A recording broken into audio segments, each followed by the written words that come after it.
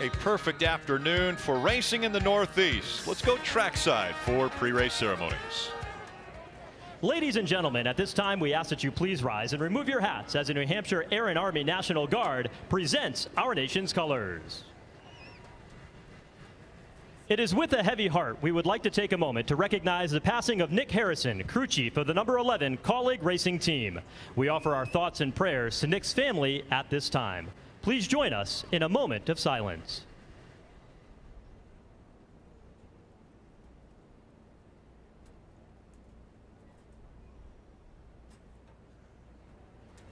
Please remain standing as Pastor Gary Hamilton offers our invocation. Father, we thank you for this beautiful day here in New Hampshire. We ask you to bless the NASCAR family as they grieve and mourn the loss of the crew chief, Nick Harrison. Father, we just pray for a great race today. Keep the drivers safe, the pit crew safe, and we just thank you and we praise you in Jesus' name. Amen. Here to perform our national anthem, please welcome Leominster, Massachusetts native and NECMA Female Vocalist of the Year, Whitney Doucette. Oh, say, can you see by the dawn's early light what so proudly we hailed at the twilight's last gleaming, whose broad stripes and bright stars through the perilous fight o'er the ramparts we watched were so gallantly streaming, and the rockets' red glare, the bombs bursting in air, gave proof through the night that our flag was still there. Oh, say does that star-spangled banner yet wave o'er the land of the free and the home of the brave.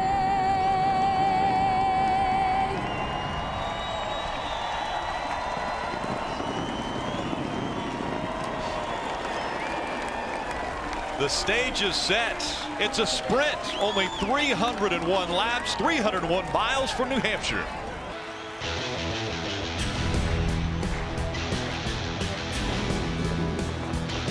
It was a beautiful day. The sun beat down. I had the radio on. I was driving. Trees flew by. Me and Del were singing. Little runaway. I was flying. Yeah, running down a dream that never would come to me. Working on a mystery. Going where it leads. Running down a dream.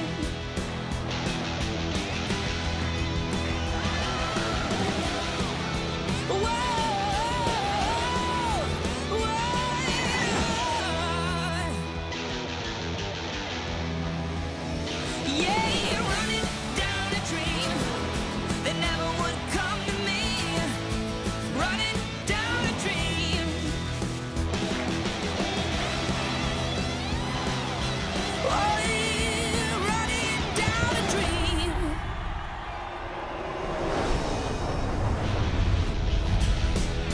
Monster Energy Cup Series racing from New Hampshire. It's the Foxwoods Resort Casino 301. Let's head down to that pit road and Dave Burns. Rick, it's been a challenging weekend for Hendrick Motorsports, but thankfully for Jimmy Johnson, he was not a part of it. He needs that kind of a weekend here this weekend because he's only 10 points above the cutoff line with 7 races to go until the playoffs. The 3-time winner, though, is allied with the right team to do it right today. Kelly? His teammate William Byron enters this race 46 points above the playoff cut line, and he told me he feels okay about that position. The bigger challenge today, his starting position. He's one of 5 drivers in a backup car starting from the rear of the field today. William told me he is going to have to be aggressive from the drop of the green flag. He'll be looking to gain 10 to 12 spots early in this race, Marty. Kelly, no Hendrick driver had it tougher than Alex Bowman this weekend. This is car number 3 for Bowman this weekend. The first car broke a drive shaft Friday in qualifying. Saturday, they hit the wall with the backup car. So this is Jimmy Johnson's backup car that Alex Bowman has pulled out. The Axalta colors will be black instead of the normal blue, but he's hoping he can take the black from the back to the front today. It is hot here in New Hampshire today. Let's make it a little hotter and get the engines cranked here in the Granite State and get the 301 laps underway here in New Hampshire. Here to give the command to start engines for today's Foxwoods Resort Casino 301. Please welcome your Grand Marshal, Chairman of the Mashantucket Pequot Tribal Nation, Rodney Butler. All right, good afternoon, everyone. How we all doing? All right. On behalf of Foxwoods Resort Casino and the Mashantucket Pequot Tribal Nation, I want to dedicate this one to my little cousin Jack Allen, who just passed away. He was 10 years old. He was a huge NASCAR fan, and he loved it, so hug your little ones next to you a little tighter tonight. But I want to say on behalf of the nation, drivers, start your engines! Fired up when you're ready. Fired up when you're ready. Fired up.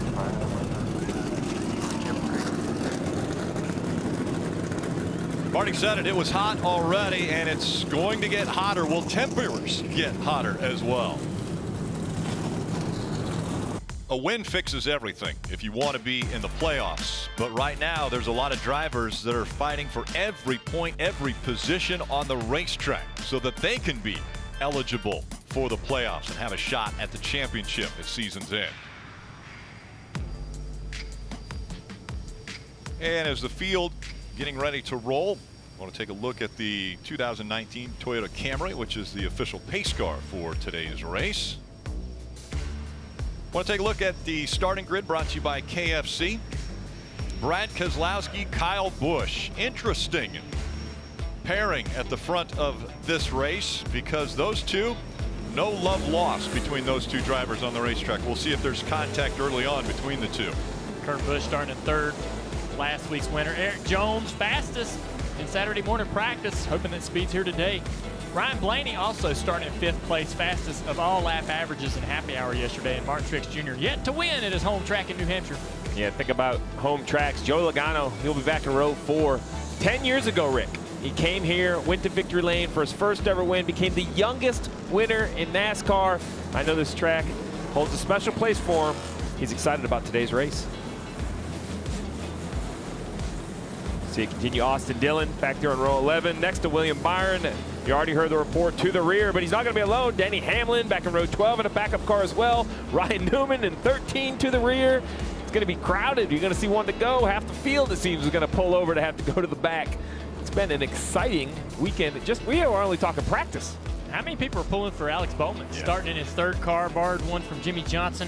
What if he goes out there and has an excellent day today? That'd be a great story. Well, and I think a lot of people are expecting him to have a great day because he did show that he had speed at this racetrack prior to getting into the 3rd car. So is that a backup to the backup? I make sure I get my terminology right. Jimmy Johnson's backup car, actually. And you see him, is he indexing the wheel back there? Who knows? There could be all kinds of things going on inside that car right now, trying to figure out how to get that thing sorted out. So he'll roll to the back of the field. And today's Joyride with Jeff, U.S. Paralympic sprinter David Brown. He's a 2-time Paralympian. He is blind, and he is the first athlete to ever go under 11 seconds in the 100 meters who's blind. And now, let's join him. We're all proud Americans because of what he's been able to do. We'll join him in the car with Jeff. Hey, Dave, you heard Rick talking about you, man. You're an awesome inspiration to so many of us. A blind Paralympian, gold medal winner, world record holder. But have you ever done anything like this? No, this is crazy. I'm enjoying this right now. This is insane. Right now it feels like a loose car and we're swerving back and forth. I feel like I'm about to go snowboarding in July because of this big old hot soup. But hey, this is great. Well, listen, this is a pleasure. This racetrack is a 1 mile racetrack. It's very flat. You know, most racetracks have banking that so much more than this racetrack, but you have, because of where you are in your life, you have a different feeling going on with you. You're feeling things that normally people that ride in this car don't feel. Tell us what you are feeling. Oh man, this is an adrenaline rush right here. We're going back and forth, left and right, and oh my goodness, this power, you think that I got power in my legs? I got nothing compared to this car right here. All right, well, we're going to do something with you, bud, that you probably never felt before. We're going to show you some horsepower. Let's do this! You let them know what you're feeling. Woo-hoo! Oh yeah, we're coming around. We're coming around, turning left. We about to kick it into the straightaway. Okay, coming in. We on the straight. There you go. We got 50 to go, 40 to go, 30 to go. On the turn, curve, lean into it. Oh my goodness, it actually is going a little crazy on the turn. I'm leaning to the right. Okay, coming up the curve. We on the straightaway now. You're hitting it straight. This is kind of how I do on the track with my guide runner. I'm taking y'all simulated to how I am when I'm running 400 meters, 200 meters. That's how it goes. That was so awesome, man. Hey, listen, it has been an honor having you in this race car with us. Hey, that was legit. Thank you for joining us, man. Hey, no, thank you for having me. I hope you have a great experience this weekend at this racetrack. Oh, man, this has been a blast. Unforgettable. Yeah, nothing's going to top that right there, Jeff. That was pretty incredible. He mentioned his guy, Jerome Avery, who runs with him both on the 100 meters and the 400 meters around the racetrack. Let's take a look at the race breakdown, Steve. Well, we have already discussed how difficult this racetrack is. A very, very flat 1 mile oval, 301 laps, a little over 318 miles. As always, it'll be broken down into stages, 75 laps each for the first and second stage. That leaves 151 laps for that final stage. Fuel window, 80 to 85 laps. I'm telling you, you don't think fuel matters at a short track. It matters at this 1 mile track. Strategy could be everything today. All right, guys, we'll ride along with a few of these drivers. Take us through them. There we got Ryan Preece here with the Kroger front bumper cam. Starting back in 28th, going to be some great shots on this car coming through the field. Denny Hamlin, the Toyota, also has a front bumper cam. One of my favorite cameras we'll have this weekend. Austin Dillon, the Coca-Cola helmet cam. See what Austin's got going on right from his view all day long. Kevin Harvick, the Busch Beer 360 cam. So he's going to get some good shots as well, starting at 14th. All right, we're going to listen in to the 3 radio of Austin Dillon, so close to Nick Harrison, who just passed away last night. We'll come out of here with a great finish and hopefully a win for old Nick. Yes, sir, boss. Obviously, we're racing with heavy hearts today. That boy loved us all here, and we're going to miss him dearly. So let's go to hauling balls here today and maximize our day. Stay focused. It's going to be hot. Let's get her done, boys. Well, that was a saying that Nick Harrison would always tell Austin when they had a fast car, and Austin told me that's what they hope to have today, just in his honor. Field coming to the green flag. Brad Keselowski, Kyle Busch. They'll drag race their way into turn 1. Wow, really unorganized back in the pack. A lot of guys having trouble on that restart, but good, clean up front.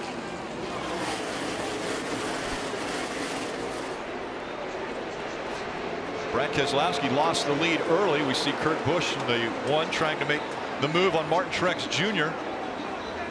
Keselowski, after winning the pole, lost the lead right as they exited turn 2, and it's Kyle Busch who leads lap 1. The fight for 4th. Martin Truex Jr. on the outside. That traction compound that's been put down on the racetrack, how hard will these drivers be leaning on it early? They'll be looking for it. They'll be trying to find all the grip they can. There's a lot of grip on that bottom groove, but the entry in the preferred line is high, and they're going to cut down in the center of the corner and exit low. Try to get back down in that traction compound on the bottom groove. Well, I'm distracted, not because of the battle at the front, but we already mentioned all the backup cars as we see right here. The 12 making a move on the 1 on the left-hand side of your screen. That's the 42 of Kyle Larson being chased by the 11 of Denny Hamlin. And look at Kyle Larson, the 42. He's going to look 3 wide off turn 2. Denny wisely kind of letting the 42, hey, buddy, you lead the way. I'll follow you through the holes. Already plus 8 or 10 spots in the race. Like a fullback blocking for his running back. Kyle Larson will clear the holes for him, and Denny Hamlin will try to follow. That's the 11 car bumper cam on the left side right there. Gives you a great view of the surface of the track and the speed, just how fast these guys are going. And the 12 of Blaney, welcome to New Hampshire. He's faster than the one. He's been underneath the one a couple times, Dale, but that's the frustration. We're going to use that word all day long. Has yet to be able to clear Kurt Busch in that one car. Yeah, that outside groove just so much more dominant, so much more preferred. When you're on that bottom, you turn the wheel more, you have to brake more, you can't use the throttle and open up the steering wheel on corner exit with the car on the outside. Kyle Larson still working, trying to get by Chris Buescher in the 37, Larson in the 42. Well, one car number I was keen to watch early in this race has made 4 laps. It might not seem like anything, but this 95 car on the left side of your screen, he had 2 flat left rear tires in happy hour. Both happened in 3 laps. I know that entire team, Mike Wheels and I, we communicated about it. He said, hey, Mike Wheeler, he said, I think I found the issue. We should be okay. It's one thing to say it, another thing to prove it. I'm sure he's happy to see lap 6. And when he says, I think we found the issue, that doesn't give you a lot of confidence. But for right now, Matt Dibenedetto still getting after it in that 95. Yeah, this has been a great weekend for him as far as the speed in that car. So they really want to be able to contend all day long because they think they can run well. Kyle Larson, that's plus 13 since the start of the race on the left-hand side. Denny still chasing him. And the battle on the right still continues. Here you go. Here's the 22 in that red, white, and blue. Number 22, Joey Logano. That black and white number 10 of Eric Almirola. And you're talking about how well these guys are doing, moving through the field with these backup cars. How devastating it is as a driver in a primary car getting passed by a car that come off the trailer. That's frustrating because you think, the primary car's got a ton of preparation in it. Backup car, not so much. I can assure you that frustration's matched by the crew chief, because I'm on the radio with you now. If I'm in the 8 car, I'm like, okay, buddy, what do we need? Because Larson started shotgun on the field here. Yeah, absolutely. It's tough. Larson trying to get by that 8 of Daniel Hemrick. And already, Larson, as we mentioned, up into the 20th position, fighting for that 19th spot. All right, so much for blocking for Denny Hamlin. He takes a left-hand turn, goes underneath the 42. These guys are going to have to pick and choose. The harder they race each other, the more they're going to burn up those rear tires. But these positions, as you would imagine, are going to become more and more difficult to get as they get closer to the front of the field. That's where more of the faster cars are starting. In my opinion, you will not get a better shot, better action than that front bumper cam right now as he's working through traffic. You're seeing guys run different lines. You're seeing how that outside line creates the momentum, how the guy on the bottom, on the inside of Austin Dillon's trying to make that bottom groove work. He gives up on it, goes to the top, has to try and fight again. Denny's going to try to make it stick down there using almost half of the apron of the racetrack on corner exit to try to get under these guys. Just listen to him. I know it's normal for you as a driver, but at home, listen to the throttle of Denny Hamlin.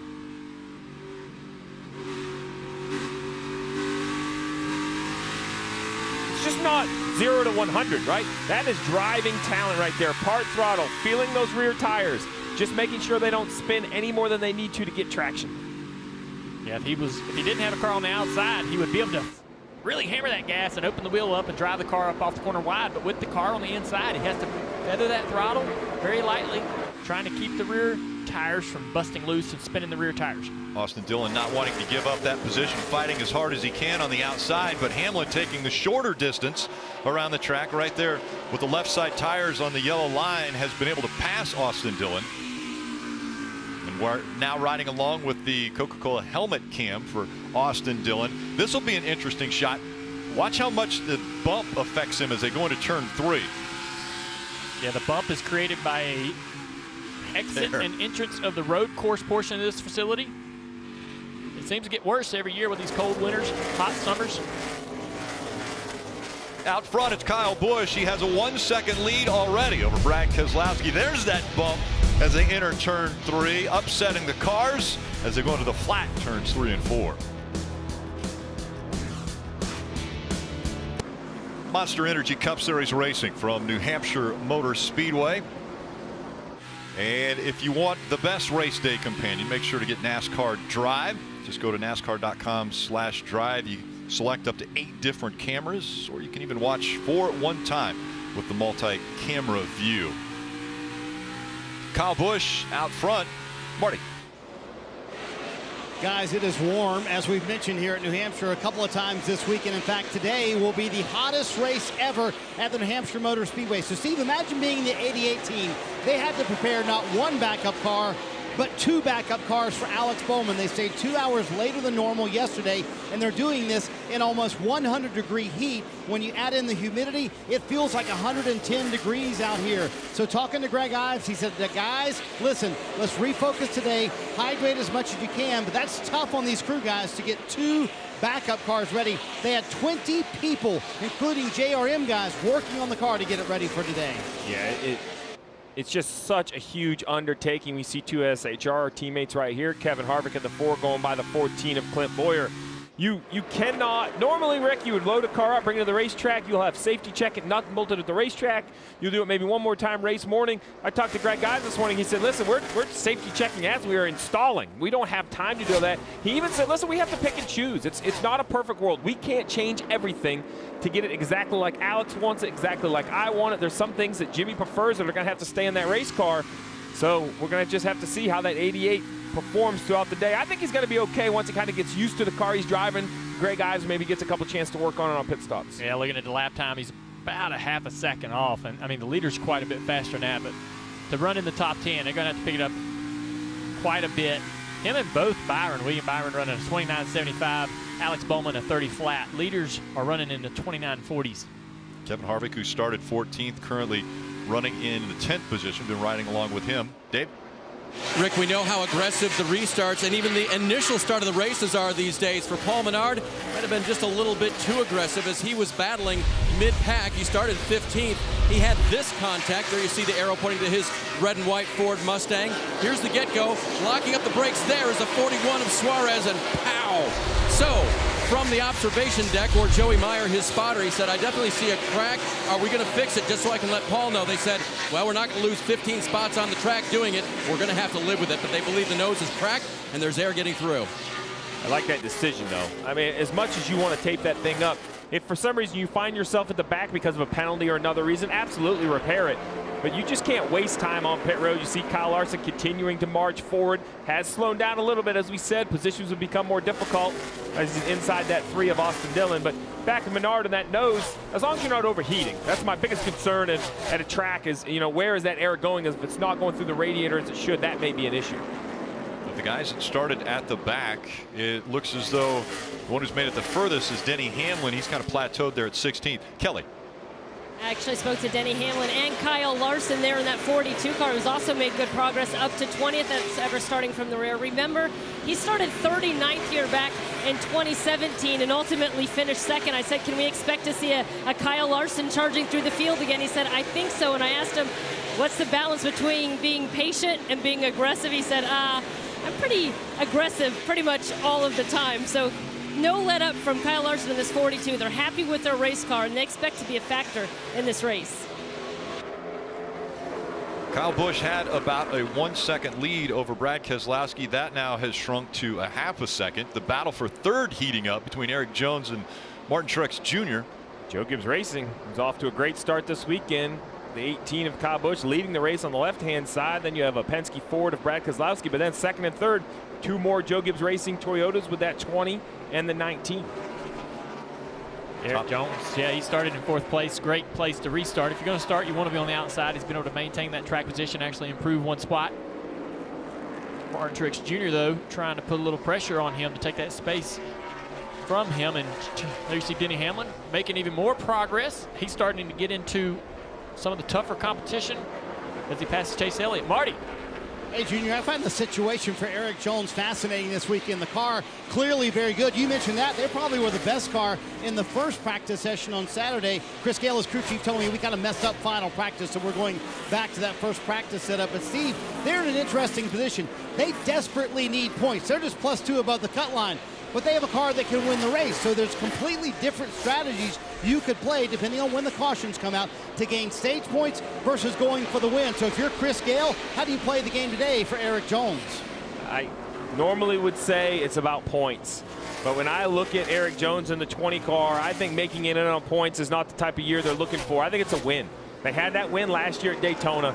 I know making the playoffs is everyone's priority, but it's not just making it. If you drive for Joe Gibbs, you want to make it with the opportunity to move forward. I think to really have that confidence, you have to go to victory lane. Brad Keselowski now starting to put the pressure on Kyle Busch for the lead, diving down to that lower line, and now lap traffic coming into play. Yeah, that's how this lead closed up as Kyle Busch started to lap the back half of the field.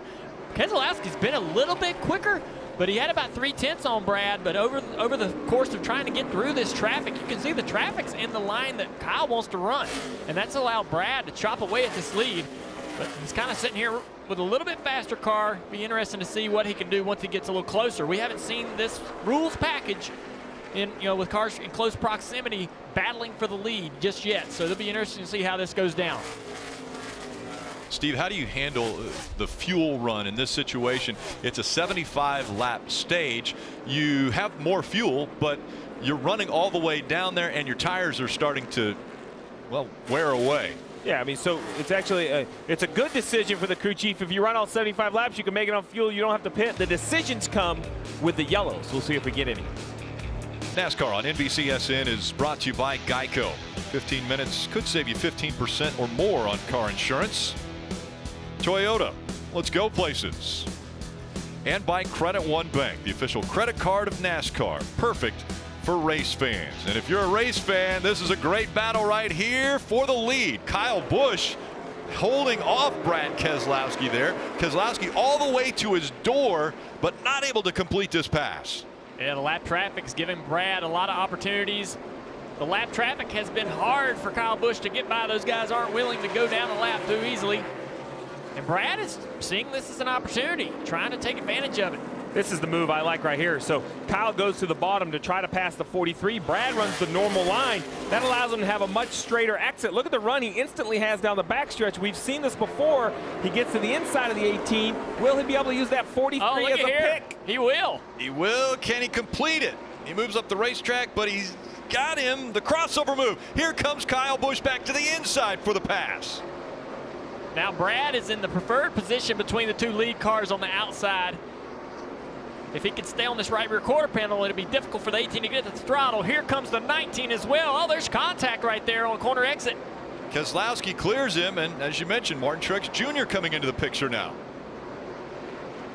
Now it'll be interesting to see if the 18 can adjust his line or try to do what he can to stay with this 2 car. I think the 2 car Brad Keselowski just a little quicker. And you see that exit, that corner exit, much better for him. 18, Kyle Busch actually going to let his teammate go by here going into turn 1. Martin Truex Jr. drove right up to this lead battle. Let's see what he can do with Brad Keselowski. And that's not Kyle Busch throwing the towel in. That's him saying, yeah, I got to save. I burned my stuff up trying to stay in front of the 2. He has to manage that. Look at this. You mentioned the contact. There it is between the 18 and the 2. I call that's pretty standard. That's New just Hampshire racing contact. right there, buddy. Yeah, that's really nobody's fault. It's just hard racing for the lead. But look at Martin Truex Jr., man. He's hanging with Brad. Wonder if Brad might have ran his car just a little bit hard there trying to get to the 18 and then to pass him as he got his tires pretty hot. Well, now Brad's the leader. So Ryan Preece, he fights for all he can. You know, that's his job. He's driving that 47. He has to try to stay in the lead lap. Marty. Well, Steve, this is exactly what Paul Wolfe expected. I'm not sure he expected Martin Truex Jr. to catch him, though. How about that, Rick? Another battle for the lead coming up. Yeah, Martin Truex Jr. looked to the inside. We've seen it before. You've got to be on the outside, get that momentum up, and then dive down on the inside going down the straightaway. We'll see if he tries it again here. Well, let's not forget, this isn't new for New Hampshire. We mentioned Kevin Harvick, who won this race a year ago. It was the bump and run. He ran the 18 down, and he sent him up to the 4th lane. And then after the race, he said, well, I hit him hard enough to know that he couldn't get back to my bumper because I knew he was going to be mad. And now they're running in the same line. Martin Truex Jr. chasing after Brad Keselowski. You got to remember the last time we were looking at Martin Truex Jr., he was behind his teammate of Eric Jones in 4th place. Has passed him, passed Kyle Busch. Now pressuring the leader. That says a lot about what a great race car that 19 has. And this long green flag run, now currently running the 40th lap straight, is tough for those cars that started in backups. As you see Kevin Harvick pass the 22 of Joey Logano. Just a straightaway in front of the leaders is that 88 of Alex Bowman in the backup to the backup. So, you know, I think Greg Ives would have loved to see a yellow. Let's get a yellow. Why run the lead lap, work on our car? This long green flag run, very difficult. About a car length separating 1 and 2 still. Brad Keselowski, Martin Truex Jr. Yeah, I think it's going to be hard for Martin to be able to do anything until they get back into some lap traffic, Marty. This is a fun battle to watch. I think Cole Pern may be a little bit surprised by this because he honestly felt like the speed in the 19 car was early in the run, while Paul Wolf felt like they were very good the longer the run went. Watching Brad Keselowski today, the boss man, the captain, is here on the roof. After being in Iowa, Roger Penske made the trip to New Hampshire, and that race ended at 2:15 in the morning with his teammate for Brad Keselowski, Joseph Newgarden, winning that race in IndyCar. Can it be a Team Penske sweep? Keselowski hoping so, and the captain watching on. A lot of racing on the NBC Sports family as we see Martin Truex Jr. looking once again to the inside of Brad Keselowski. Now with the momentum, here comes Keselowski again on the outside. That is impressive. Martin just can't get to that quarter panel and stop the two as he's got his running momentum on the outside. But man, did he drive up to the inside of that car. Martin's car is turning so well, and he's getting the throttle down pretty decent. Now how does he use McDowell in the 34 just in front of them? Will they try to use the lap car to try to get around? McDowell's already creating problems for our leader, just running in his wake. So Brad's trying to figure out how to get by him. Then you got 3 here. These two guys could create a real issue for Brad Keselowski. Issues with Austin Dillon down there on the inside. What's the line that Martin Truex Jr. wants to use? Again, the battle for the lead heating up. They stay up in the high line as they go through 1 and 2. Yeah, Austin Dillon's down almost a full second to what our leaders are running. He must have a real issue there. Still chasing after McDowell in that 34. Now Keselowski dives to the inside. He'll try to put him a lap down. Gets by him. Now it's Martin Truex Jr.'s turn to try to work by that 34. Very important to get by him. He cleared him right there. We have yellow on the racetrack, Rick. Caution has just come out.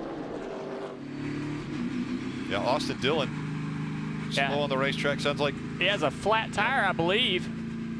Some sort of an issue. He actually got into the fence here. Yeah, that right front is down. A lot of damage to the right, actually the whole right side. Man, so he had dropped pace because of a tire issue. Let's see here. Baby around here don't look that bad, actually. All right. Oh, yeah, goodness. You know what it sounded like? That he had corded that right front tire. Yeah. He had ran that, maybe possibly ran that right front tire. Was it a right or a left that went flat? I think right front. I think it was a right. Either way.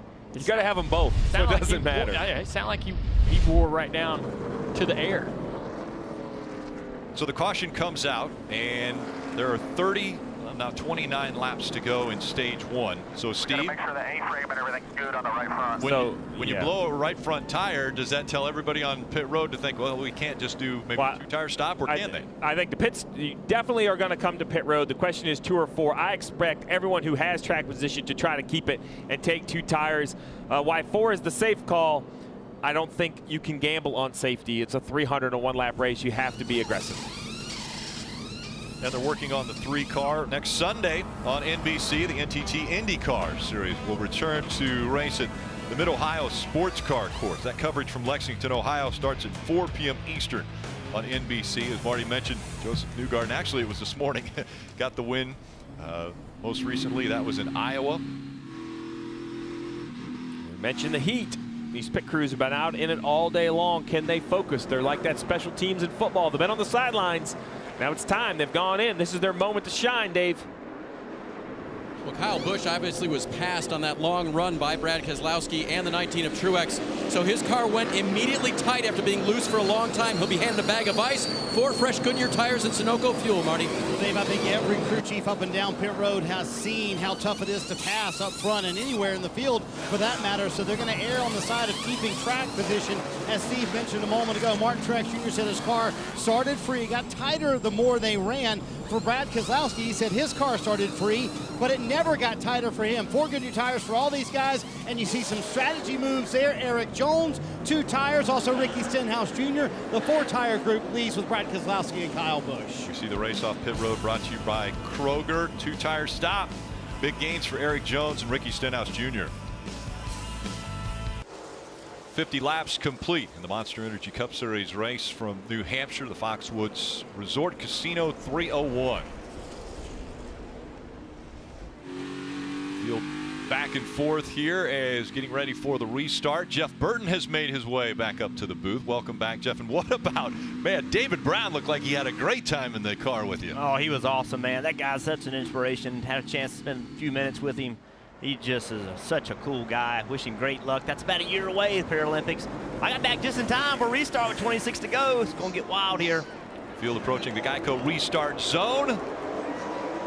Green flag back in the air. Eric Jones, Ricky Stenhouse Jr., and Stenhouse Jr. not getting up to speed quickly. Here comes Kyle Busch. Yeah, Stenhouse did not get a good restart, and that caused some issues for Truex and Brad Keselowski. They got together just a little bit there. Look at Eric Jones on the outside, and Eric Almirola. Great run for him. He's had great speed this weekend. Diving to the bottom of Eric Jones. See if these two tires, how well they can hold up. Clint Boyer by Stenhouse for fourth. We heard Clint Boyer every week talks about stage points. He's in a good spot right now to get some good ones. Oh, man, the 10 car got real loose there. Eric Almirola sliding up the racetrack, Marty. Chris Gale making the call, 2 tires on Eric Jones. He's able to hold on to second, but Steve, as a fellow crew chief, if you're sitting here on pit road, how hard are you watching that 20 on this run to see how well those 2 tires hold up? Oh, I think there's going to be a lot of eyes on the 20, and I feel bad for the crew chief on the 20, Chris Gale. I like the call. I thought more guys were going to take 2. The only protection he had was the 17 of Ricky Stenhouse, also on 2 tires. You see what happens. 2 tires works good if you keep your track position, but when you fall back in traffic, I think the older left side showed up. We'll see how it works for Jones in second. You see who took how many tires on the left side of your screen. Again, the 20 and the 17, the only ones in the top 10 right now that did a 2-tire stop. Dave? Trouble for Ricky Stenhouse is taking just those 2 right side tires. He's got his track position, but they had to take a pretty big swing at the adjustments. His report before he pitted was won't turn at all, so we'll see how long he can hang. Meanwhile, the 12 of Ryan Blaney, very good race car, may have had little damage when Austin Dillon crashed getting into the 20 of Eric Jones. Diving down low, the 4. Here comes Kevin Harvick trying to make it work. He's able to clear the 17. And then he battles back on the outside. So Ricky Stenhouse Jr. making the racetrack a little shorter for Kevin Harvick. Yeah, right behind those guys, Denny Hamlin, Kyle Larson, both in backup cars, starting to get in toward the front of the field, really showing what they're capable of. Great speed in both those cars. Eric Almirola, though, man, looking at his lap times in practice, you've got to think that he came into this race this morning real confident, excited with the opportunity to be able to have a great finish. He's up there running well right now. Denny Hamlin in this battle back here, they're 3 wide. Sorting it out to 2 wide. Kelly. And Denny Hamlin, after starting 35th, has now cracked the top 10 in a backup car, but a stout backup car it is. It's actually the car that Martin Truex Jr., his teammate, won at Richmond with earlier this year. But when I talked to Chris Gabehart, crew chief on the 11, he said, make no mistake, we obviously felt our primary car was the better car. It wouldn't have been the primary car, but nonetheless good to have that kind of equipment lying around that you can use as your backup. Oh, contact. Suarez way in the side of Stenhouse. Man, I was just saying that I like that front bumper. That rear bumper off the 11 car. Denny Hamlin giving us great shots of the 17 car getting loose in turn 2. And then the 41 almost gets into the side, spins out in turn 3 and 4. Wild action back here. Let's take a look. So this 41, 17's coming down the track, and they just made contact, and Suarez almost lost it there, gathers it back up, loses a few spots. You know Suarez is not happy with that. You don't expect a guy to, you know, when a guy's underneath you, you can't go any lower, and Stenhouse comes down. Look at the back bumper of that 41. Damn, it's hard. And these guys are racing. This is where the action is. These guys trying to battle into the top 10. Right now, Suarez running in the 14th position. Of course, just in front of him, Logano, Jimmy Johnson in front of them in that 48. Suarez got that damage from the initial start of the race. 21 caller Paul Menard got in the back of him. During the last set of pit stops, the 88 of Alex Bowman caught for speeding. Is that an issue with backup to a backup? Well, you have to wonder that. It's the first speeding penalty of 2019 for Alex Bowman, which just seems awful out of place. It's been a rough weekend. Let's listen to what he had to say. I wasn't even close. Yeah, I mean, this is the first time we ran this pit road stuff in this car, so we'll have to, I don't know. Once I find out what our mile per hour is, I'll let you know how much to back off. So that's Alex Bowman reporting to Greg Ives. I wasn't even close. I assume he means I wasn't close to my lights. I should have been fine. Greg lets him know. Listen, we said compromise. The list is only so long. This is the third car of the weekend. Greg very calmly said, hey, buddy, don't worry. I'm going to get the information. He'll get it from NASCAR of just how fast they were over. And then he'll do a calculation and adjust for the 88. It has been a very tough weekend for Alex Bowman and this 88 team. Yeah, and the first one absolutely nothing to do with the driver. A mechanical failure. Look at this. This is a piece of the drive shaft, and as that drive shaft broke, it destroyed the underneath of the car. Then, unfortunately for the team, Alex makes a mistake in practice yesterday, gets a little high on entry, spins around. You see the damage to the 88. So it's, look, this was one of those weekends, Marty, that if they can somehow recover and have a good week, this is a team-building type weekend. Yeah, in fact, Greg I is telling me, hey, listen, if we can finish top 15, that's a really good weekend for us. We know this is not one of our better racetracks for the 88 team. Steve, you're very aware of this when you go to certainly a third backup car, but any backup car, you try to put all the comforts for the driver in you can. They got most of that. It is Alex's seat insert inside the car. The one thing they couldn't change, and Junior, I'd love to get your thought on this, was the throttle pedal. It's a much stiffer throttle pedal than Alex is used to. It's the one Jimmy Johnson runs, and for some reason they couldn't change that in the car. Yeah, absolutely. There's a lot of things. I think that list will be very long of things that aren't comfortable or aren't what they're used to. The throttle can be tough. We saw Denny Hamlin adjusting his throttle and using it very softly. That'll be tough for Alex all day long trying to work on that car, trying to get it off the corners. And that's Kyle Larson on pit road under green. Kyle had a loose wheel. He was trying to nurse it around until the stage break because they were worried about going a lap down, but ultimately he couldn't hang on to that 42. They brought him to pit road. It was the right rear tire. They made a 2-tire change and sent him back out, Rick. Yeah, they hope it was the right rear tire. Man, you get a loose wheel, it's hard for the driver to be able to really diagnose exactly which one it is. Typically, it's the left rear, the most common wheel to come loose. They had done so much work to get from the back to the front after having to start in the back with a backup car and then give that all back because they have to come to pit road for a loose wheel. And we can't say it enough, Rick. 301 laps. A blink. This race is a blink. I came here for the first ever time as a crew chief. This was the first race. The race started. I took a drink of water. I blinked my eyes. We ran 14th. Like, I'm not sure what happened. Oh, look at this. That race was up quick. the racetrack. Brad Keselowski slid into the 14 of Clint Boyer. And now he slows down just a bit, allowing the 12 of Ryan Blaney to move to the inside. That's the second time I've seen Clint Boyer do that to Brad. They caught a lap car earlier, and Brad and Clint did the same thing, kind of hung a left and said, this is my spot. And teammate to Brad Keselowski, Ryan Blaney, tried to take the racetrack. Oh, we got an issue with the 3-car again. Just say hi here, coming inside. Another flat tire. That's all the way in turn 2. Can he get all the way back without forcing a caution? Yeah, you see stuff coming off of that right front once again. Yeah, that's tough. Once those issues start happening, not quite sure why they're continuously having issues with the right front. There's something there cutting the tire. Martin Big Truex run by the Jr. 12 here. He went up the racetrack. Here comes Ryan Blaney. Martin made a big run driving into turn 1. Kind of crossed him over, but still got the spot, still got the outside lane, which is what he wanted. He didn't actually pass him, but he got the preferred position. 12 trying to go to the Look gas. at Harvick. Harvick going to try to squeak outside. He's going to block it. Now can Harvick carry enough speed into 1 to slide in front of Blaney? Harvick rolls that bottom well, but look at the run. Blaney back to the outside. That's the question, right? Everybody's trying to fight for that bottom on exit. What are you willing to do? How aggressive are you willing to get on a guy if you're on the inside? Do you drive in his door? Look at that. Harvick wants to give him a little bit. Do you drive in a guy's door in the throttle off the bottom? If you're on the outside, how hard do you shove a guy down and keep him tight on the inside? Risk getting spun out? These are stage points they're fighting for right now, coming up on the final lap of stage 1. And these two right now are fighting in the 8th and 9th position. You mentioned final lap, the second place car of Eric Jones, that 20. We talked about the gamble, the risk, points versus gambles. The 20 took a gamble, took 2 tires, and stayed in the second position. He's going to get a big chunk of points to help that run to try to make the playoffs. The negative is when this caution comes out, I expect most everyone to take right sides. Now that it worked for him, he'll have to take 4. But Chris Gale getting those points when he can. I like the call. I like that call too, Steve. I think you have points sitting in front of you. You have to go grab them. you can't be guaranteed you're going to get them later. Kyle Busch already has 4 wins. Now he's starting to add to his playoff point total. 7th stage win for Kyle Busch. Fight for 10th. Look at the move to the outside. Suarez makes on Jimmy Johnson.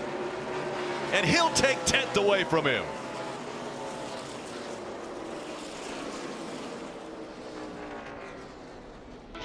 Ten points will help him with the regular season battle that he's got going on with Joey Logano. Kyle Busch winning stage 1. During today's race, for each green flag pass Kevin Harvick makes, Busch is giving away one America the Beautiful pass, which is an all-access pass to national parks and forests across the country for 1 year. In addition to the pass giveaway, each time Harvick makes a green flag pass, Busch will donate funds to the National Forest Foundation to plant the equivalent of 80 trees. For your chance to win a pass, tweet using the hashtag BuschPassForPass and hashtag sweepstakes. Dave. Stage 1 winner Kyle Busch brings the 18 to pit road. He said it was way better there, way better turning, way better grip, so they'll try to keep it that way. As for Eric Almirola in the middle of your screen, 3rd place coming in. The change they made last time did not fix the looseness, so they're going to go again with adjustments. 4 tires for him, 2 for Busch, Marty. Bottom of your screen, Eric Jones, as the guys mentioned, a huge stage for that 20 team. They came in +2 above the cut line, the final driver in, but you see all those 2-tire stops above him. 4 tires for Eric Jones, who says he's too free and just can't put the wheel to it like he would like, Rick. You look surprised, Steve. I'm shocked there's not more 2-tire stops. That worked out so well for Eric Jones. Comes 5th off pit road. Huge call by Chris Gale, a win for the 20. And you see the 43 taking a little extra time there on pit road. Kyle Busch won that race off pit road. Getting ready for the start of stage 2, the Monster Energy Cup Series racing from New Hampshire Motor Speedway. It is a party at this racetrack, and every racetrack we go to, and anybody that knows Rutledge Wood knows that he's going to find the best party around the racetrack, right, Rod? Rick, you got that right, buddy. I found an amazing party, a whole group of friends that are all here from Connecticut. The only thing louder than Paralympian Dave Brown in that car when he rode with Jeff Burton was me when my feet hit this ice cold water. How many people are in a pool? How about 16 people? And look at the view they've got. This is incredible. A wonderful day here at racing, and they couldn't find a better spot than to park right here next to the track. I wish y'all could come down and join me. The water's fine. Yeah, I think, isn't that a world record, 16 in a pool? Kids having fun. Kelly.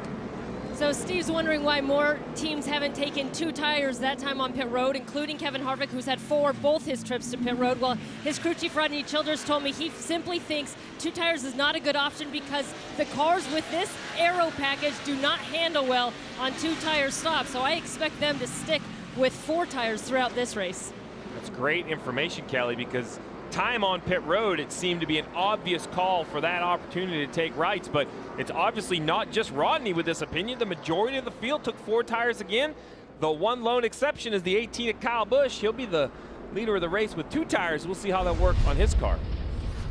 On that last pit stop, we saw Bubba Wallace and Daniel Suarez pitted right near each other. Bubba didn't get all the way in his pit. Suarez was a little bit long, and this cost Suarez a lot of spots. He just couldn't clear him on pit exit. Oh, that's painful. And once again, just like the start of the race, the 2 and 18 are back on the front row as they get ready to enter the Geico restart zone. Kyle Busch on the outside, Brad Keselowski on the inside. So real quick, the first car on 4 tires is back there. The 4 of Kevin Harvick and the 20 of Eric Jones. That whole group up front have 2 tires. We'll see how it plays out. Eric Almirola as well on 4 tires. And the brothers once again nose to tail. We saw the 1 right behind the 18, Kurt Busch chasing after younger brother Kyle Busch, and then the 2 of Brad Keselowski now comes to the inside of the 18. The risk for Brad is if he doesn't make that pass and doesn't get off the corner, the 1 of Kurt Busch will have a run on him. Not enough really to make any kind of a move. Martin Truex Jr. diving to the inside of Kurt Busch down into turn 1. Truex all the way on the apron entering the corner. And he used a lot of racetrack on corner exit, much higher than most people running the bottom. How about Kurt Busch? He was running way back around 20th. Took 2 tires, got a lot of track position. Yeah, as far back as he was, I think that's a great trade-off. Qualified well, feels good about his car. back here racing in the top 5. Marty. And Junior, he's been struggling with a very loose race car. The winner from Kentucky last week, Kurt Busch. But Jeff, you put on those right side tires, it can cure a lot of things. Now we'll see what the one has, but a lot of cars in the field have been way too loose. Yeah, loose is no fun here. You have to have enough grip. Junior, you and I were just watching Martin Truex Jr. He entered underneath the 10 car there, and he didn't give him any racetrack getting in the corner. He used it all up on corner entry. Did not want to get stuck on the bottom. We'll see if Almirola liked that move. Yeah, the one thing you don't want is for a guy to use you up so much he pushes you out of that third groove, above that dark area on the racetrack, because it is slick outside of that groove. You will lose a lot of positions and momentum down the back straightaway. Almirola still the leading car that took 4 tires on that last stop, chasing after Martin Truex Jr. Here comes the 11 of Denny Hamlin once again, still working to the inside of Eric Jones. Up the racetrack he goes. Again, those two are teammates, both driving for Joe Gibbs Racing. It's a tough sledding down here for the 11 of Denny Hamlin. Yeah. This part of the racetrack's fine. It rolls well, but right here, you just can't get enough turn. You can't get enough rear grip to stay with that 20 car on the outside. Yeah, that car on the outside just doesn't allow you to open the steering wheel up and get the throttle down. And I just have to wonder, as the race goes on and we get further along and down toward the nitty-gritty part and the finish, will the aggression change? Will the etiquette change? Will the manners change? Will these guys start to use each other up a little bit and take away that lane and just force their way into position? Junior, that's funny you say the etiquette change. I know at the end of the race when Kyle Busch was asked about why you didn't put the bumper to Kurt Busch, at the end he then remembered that's what Kurt Busch said he was going to do if he got to the back of Kyle Busch's bumper at Bristol, and he said, well, I made a mistake there. Next time I'll turn him. Does the etiquette change here? These guys have all been playing fairly nice, but when all the points are on the line and a shot at the playoffs is on the line, will they move someone out of the way for a position and maybe a win? You hear that throttle on that 11 car, man. He's trying to get that throttle down, having a hard time doing it, but this is his teammate. And even though they are teammates, man, they're getting a little aggressive and wrinkling fenders. But I think that'll get much more aggressive in that final stage. No question. Kelly. As you watch Denny Hamlin there, he said he has a race car that starts off just way too loose, but then swings to being really tight. And then he made the comment that he can't charge the corner like he wants to. It's interesting, his crew chief told me they felt like they could move and get the car to turn in lanes. Unlike a lot of the other competitors, they thought that would be an advantage for making passes today. Steve, I know only 4 guys took 2 tires, but those 4 guys are still up front. They haven't lost those 4 spots. Yeah, they have. It's still Kyle Busch, Keselowski, Kurt Busch, Truex Jr. 1 through 4 on 2 tires. Then Almirola, Jones, Hamlin, and on board here with Harvick, also with 4. So we're only 8 laps into the run. We'll see if these 4 tires start to become a benefit as we get longer in the run. But right now, Dave, it looks like 2 tires are holding their track position. Eric Almirola, just in front of this battle, running 5th, was one of the ones who took 4. And when I stopped in to talk to his crew chief, Johnny Klausmeyer, this morning, guess what he was watching? Last year. They were so good here last year, but they had troubles. On pit road, they had troubles and sent the 10 car to the rear at least once. He drove through a lot of race cars, and near the end of the race, the biggest disappointment was that right there, coming out 3rd after having the lead and unable to get back to the front. Johnny told me they had as good a race car this weekend as well, and after that first run, actually the first 2 pit stops, they were able to put back the changes they had made because Eric's car was too loose. But imagine that, reliving the video, and Steve, yes, I asked the crew chief to relive some of the gory details. Hey, listen, you got to study film. The only way you improve at tracks is to be honest with yourself of why it didn't go your way the last time you were here. And I agree, that 10 car looked good last time. It looked pretty good today. Coming up this week, Parker Kligerman is going to join Bagley and Pete Bastoni on NASCAR Radio Channel 90. That's Sirius XM. By the way, they're on the side of the 19 for this race. And Mike Bagley is going to be joining us at Pocono. We're going to do the radio-style broadcast from Pocono next week, and Bagman will be joining us for that broadcast. But again, Parker Kligerman joining them on Wednesday. Kurt Busch still hanging in here with these 2 tires. This has worked out really, really well for Kurt. He was struggling. You heard the report from Kelly how loose he was, and he had fallen way back in the field, took these 2 tires, got his track position, and now is in really good shape. obviously made a good adjustment to the car. Wouldn't every driver like to know what it is about Kurt Busch that every car he steps into gets better, runs better than it did? And you know, Junior, amazingly enough, Kurt Busch, even with a championship, he's won so many races. But that win at Kentucky just tied him with Jimmie Johnson for the most seasons with a win by an active driver. 16 seasons he has won a race. Marty. And Rick, I'll be honest, I get to hang out with Chip Ganassi a lot in the first half of the year at the IndyCar races, and sometimes we get to watch the Cup Series races, and Martin Truex Jr. on the right side of your screen tries to get third from Kurt Busch. And I think that confidence that Chip gives Kurt, saying, hey, that's my guy, I love having you on my race team. Jeff, I think that makes a big difference for Kurt. Someone put their arm around him saying, hey, you're welcome here, we love you, we want you to be a leader. That makes a huge difference even for a veteran driver. It does for a veteran driver, and I think particularly for Kurt, because Kurt likes to be involved. Kurt doesn't want to just come to the racetrack and sit in the race car and drive it. He wants to be part of the team. He wants to know what's going on with the car and interact with the crew chief and engineers. And when your car owner empowers you and says, look, I want you in here, I want you to be part of this program, I think that's a huge bit of confidence for Kurt. And then when he wins, it's just going to double up that confidence, and he's going to be hard to guard the rest of the year because they've got speed and confidence. Watch this car to continue to get better all year long. Well, there was a lot of talk really all weekend long about the heat, and the entire east coast of the country is just sweltering in the heat. It was supposed to be upper 90s today. Luckily for the drivers, it's low 90s, although that's still, I mean, high, very high. Look at that. That's 114. A little hard to see with the glare, but 114 degrees inside this 47 car for Ryan Preece. So drivers, what is that heat doing? We talk about a short race, but at a very rhythmic racetrack, you have to be so focused. The groove, only a few inches either side. It's got to be tough on these drivers. Yeah, extremely uncomfortable inside that car. Not a lot of air moving around. We got that side window at a track that's relatively small, Kelly. Maybe uncomfortable in that car, but for Ryan Preece, he's right at home here at New Hampshire Motor Speedway. He's become a bit of a local hero, walks around like a celebrity in these cars. In fact, the team has stolen your nickname, Jeff. They've started calling him the mayor. He said it really kicked off last year when he finally got into a Cup car, but he's really enjoying the attention and all the fan support. He says he doesn't feel any extra pressure to perform for them, but it's really nice when he comes up here to the Northeast to see all the support from local fans. Yeah, you mentioned local fans, local racetracks. I know that we're very happy about the 77 and Clint Hoff carrying the hashtag #MyTrackMyRoots on the hood and the quarter panel. And again, grassroots racing is everywhere around the country. All we want you to do is go visit a racetrack near you and then tell your story. That's all we want. Just go and enjoy yourself. You're going to see amazing things happen at the local level.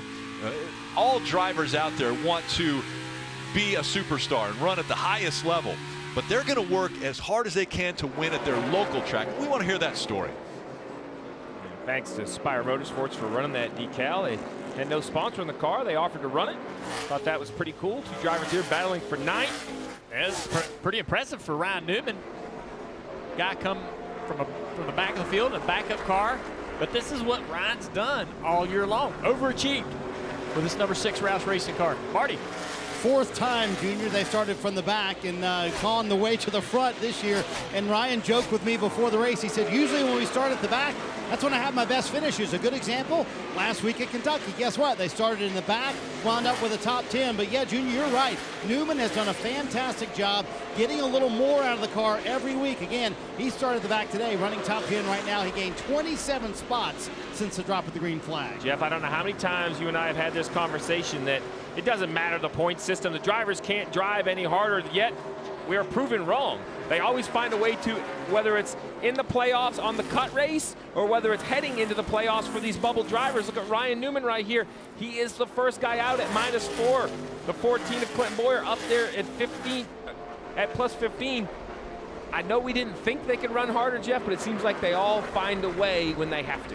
Yeah, this stage racing has put the drivers and crew chiefs and crew members, everybody in a position where you have to perform during these races. Think about these two guys. They're running 9th and 10th, and they desperately need points if they're going to move themselves into the playoffs. We mentioned this is a sprint. Already a third of this race behind us. Kyle Busch still up front.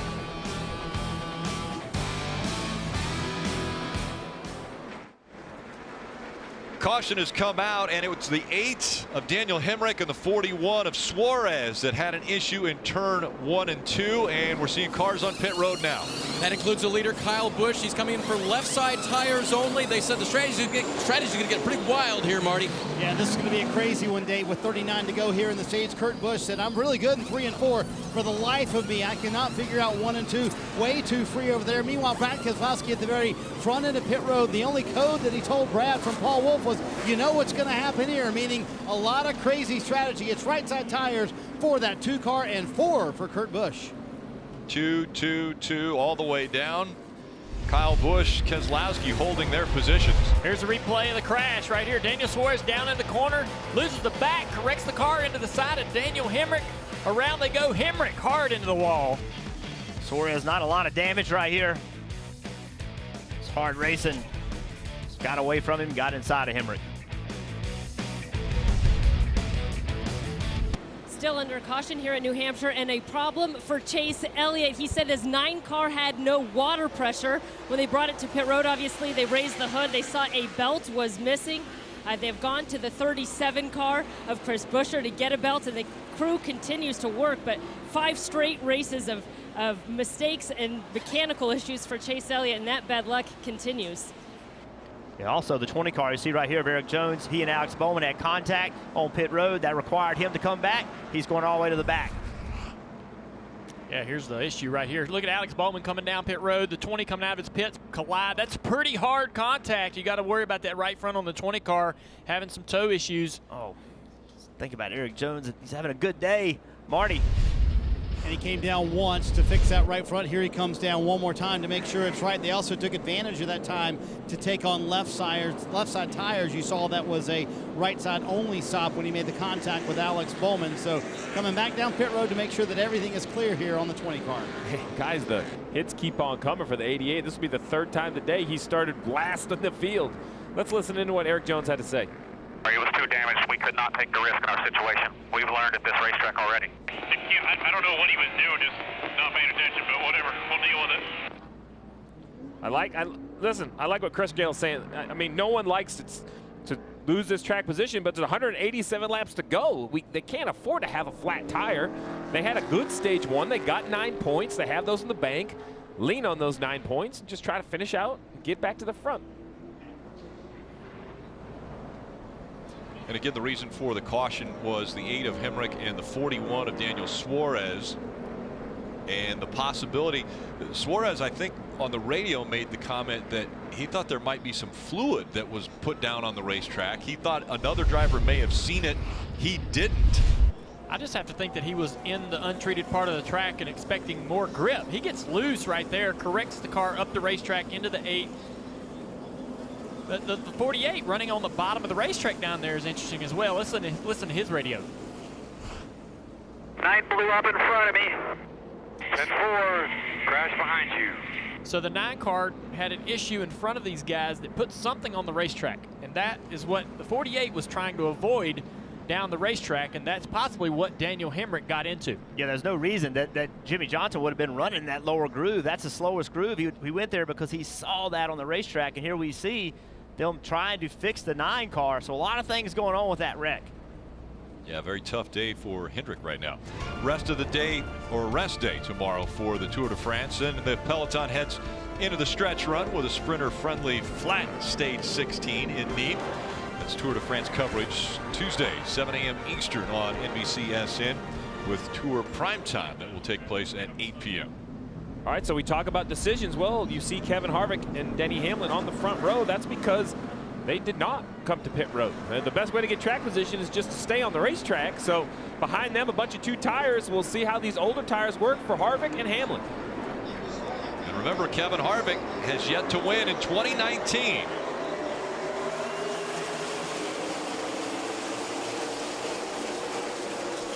Good restart for Kyle Busch as he works to the outside of Denny Hamlin. Hamlin up the racetrack just a bit.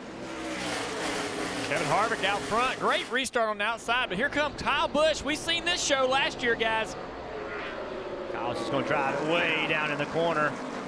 No fight coming from Harvick. Harvick doesn't have the speed right now to fight him off. That's impressive. Impressive move. So it's Kyle Busch once again up front. Then it's Harvick, Hamlin, Boyer, Almirola in the top 5. Keselowski, Kurt Busch, Martin Truex Jr., Ryan Blaney, and Paul Menard up in the top 10. On the left side of your screen, you see the lap that the car was last on pit road, and then in parentheses, whether they took 2 or 4 tires. You can follow along and track your driver. Yeah, the 2 tires, I think, is going to allow you to take off with a little more aggression. You got that air pressure and disgust on the left, and it seems like Kyle Busch could take advantage of his car and understand what kind of grip he had right there initially, right after the restart. Marty? Junior, this is a critical time of the run for Clint Boyer. See him there in that multicolored 14 car going through the screen right there in 5th right now. They're one of the 3 cars that stayed out. They last pitted on lap 78. So, Jeff, that's the fight for Boyer right now. It works to give you the track position, but you have to hold on to it. That's the tough part for him with fresher tires behind him. That is the tough part for him, but he's into the strategy. Every week he talks about we need stage points. So he believes in it. He believes this is the right thing to do because he wants those stage points. We also talked about Ryan Newman. He had worked himself up, good battle right here. He worked himself up to 8th. They slid through their box. They had to take 4. That moved him all the way back. He's moved himself back up to 10th now, but that has made it a little bit harder for him. Man, it was awesome off corner.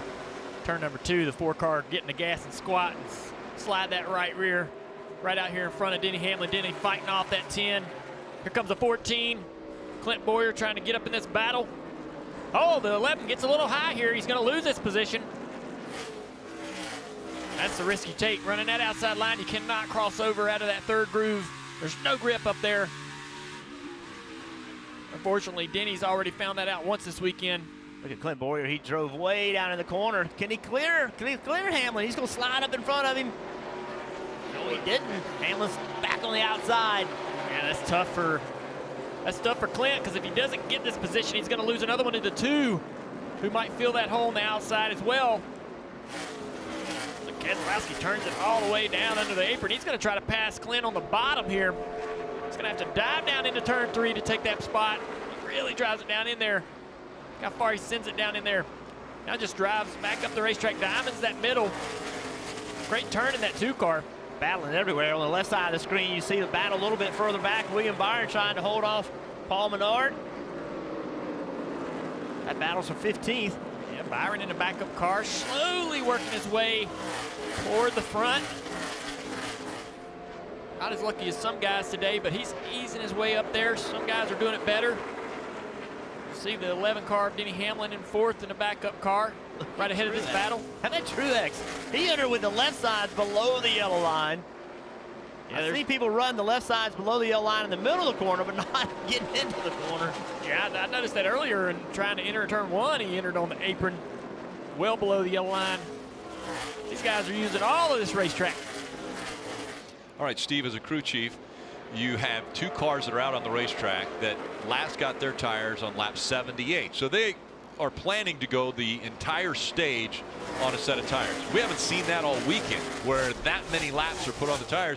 Are you nervous at all about them lasting for the whole stage? No, not at all. Goodyear's brought a very durable tire here. We did see the issue with the 3, but that seems to be the only issue. I don't know if you ran over something or what happened. All the other tires, all the reports coming off the cars on pit road seem to be great. So now it's all about how can you spend the least amount of time possible on pit road. See right here, Chase Elliott. See right there, fluid coming out from underneath the car, and then behind him, cars just behind him did not have grip. Chase Elliott is now 11 laps down, trying to get the car back on the racetrack to finish the race. Very frustrating. NASCAR on NBCSN is brought to you by Monster Energy. Unleash the beast. And by Credit One Bank, the official credit card of NASCAR. Perfect for race fans. 20 laps to go in the 2nd stage. Rick, you know what that means? Log in, make your roster change, go in the garage. Who do you have? I had Denny Hamlin, so I put him in. I took out Joey Logano. He seems to be struggling. My man Hamlin right here is running 4th. Maybe it's Ryan Preece, but think about this. The 9, yeah, Chase Elliott's had an issue. I saw when I started talking, you went to your phone. Did you make a change? I took Chase Elliott out. My problem is in my garage was Alex Bowman, and right now he's running 21st. So I'm going to need a little improvement out of him. Yeah. Kyle Busch, I wish I would still have him. I don't have him as far as availability anymore. And if you want to play along, it's simple. Just go to NASCAR.com. You can sign up, play NASCAR Fantasy Live. it's a great game to play with your friends, especially if you're beating them. 1.5 seconds is what Kyle Busch is beating the field right now. The success has been right at this racetrack for Kyle Busch, about every racetrack for Kyle Busch, but great success here. 4 top 5s, 7 in the last 11 races,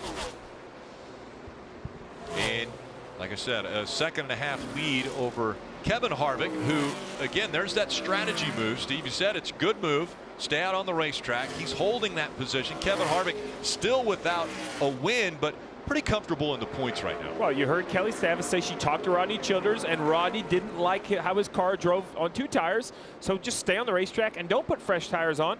That sometimes can work just as well. Let's get some updates. We'll go to Marty. Having a tip of the cap, as Burton mentioned a moment ago, to Ryan Newman. Yes, slid through his pit stall during that last stop. So they said, hey, back it up. Scott Graves very calmly told the crew, let's put on forward now. And restarted a little further back, worked his way into the top 10. He's driven from 14th to 9th and is in position to get some very critical stage points here. And right now, Dave, he came in below the cut line. Guess what? He's above it for now. Marty, yesterday in practice here at New Hampshire, it was really weird for Matt Dibenedetto in the 95 car. Had a left rear tire go down and then had another left rear tire go down. You can see some of the footage there on the left. Had to limp it around the track to try not to damage the car. But I talked to Mike Wheeler, the crew chief, about that this morning because all these teams run low air pressure to start their runs. Was that out of line? He said, no, the setup wasn't out of line. Goodyear came by and looked at our pressures. They said, oh, that's not low. He called it a, quote, quick durability issue. It was not durable on the low pressure they were running, even though it wasn't as low as some. Kelly? William Byron had his own issues in practice, getting into the wall a couple of times and eventually moving into a backup car. We've got a caution out. Yeah, caution on the racetrack. 17. Ricky Stenhouse Jr. looked to have slammed the wall. Look at the right side of that car. Must have tire down, hit the wall, 8 exit coming on 4 right sides, damage. So we think they blew a tire and got in the wall. Both fronts are down, so it's hard to tell which one went, but hit the wall quite a lick there to do that kind of damage. It's knocked the, it looks like the right front actually got in, and I think he's got a left front tire went down on. Looks like some contact may have created this issue with him. Eric Jones trying to get by. They make contact right here. Ooh. Creates either a rub or a cut that left front tire. And here it is, blowing away. Oh, man. Right on corner exit into throttle. That's such a hard hit. A lot of tire rub right there. Hard to explain how much that hurts.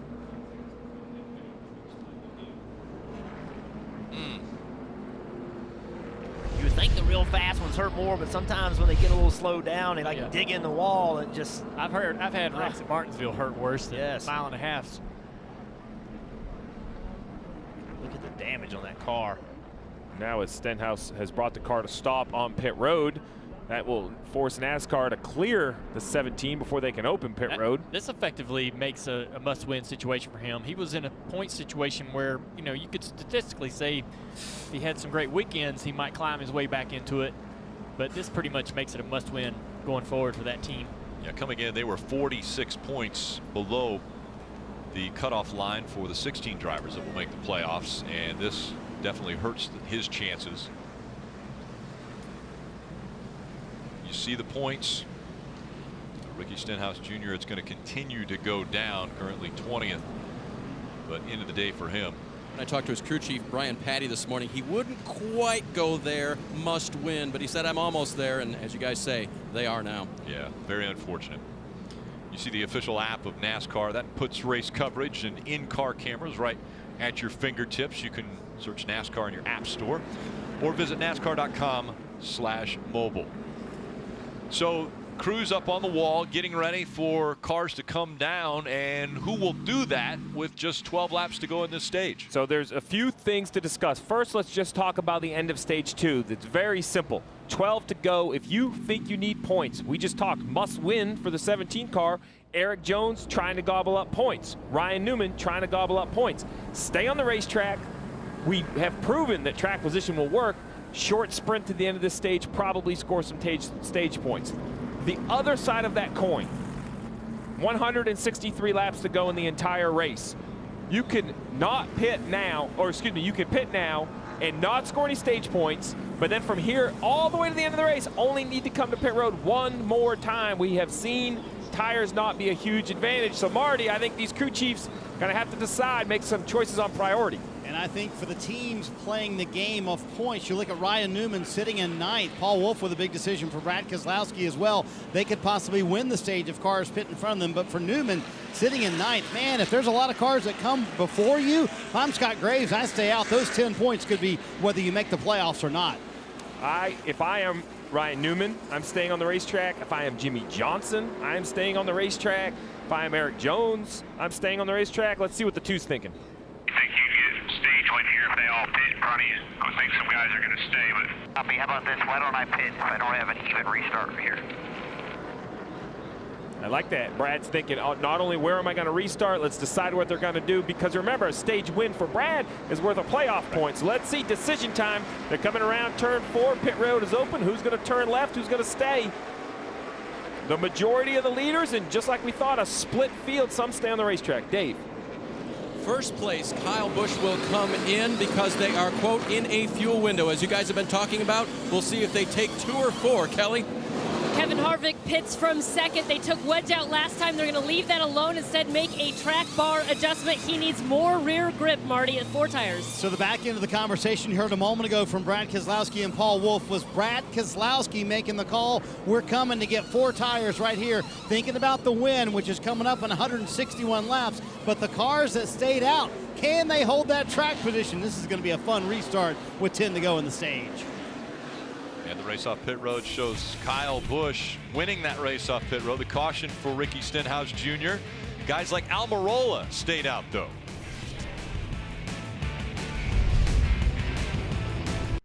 There will be 7 laps to go in stage 2 when they come back for the green flag. And Steve, a lot of different strategies. Almirola, Newman, Johnson, they all stayed out on the racetrack. Yeah, when we talk about priorities, let's look at 2 cars, the 48 of Jimmy Johnson, the 14 of Clint Boyer. They're both right around the bubble. The 14 of Clint Boyer was running 6th at the time of the caution. They decide to come to pit road.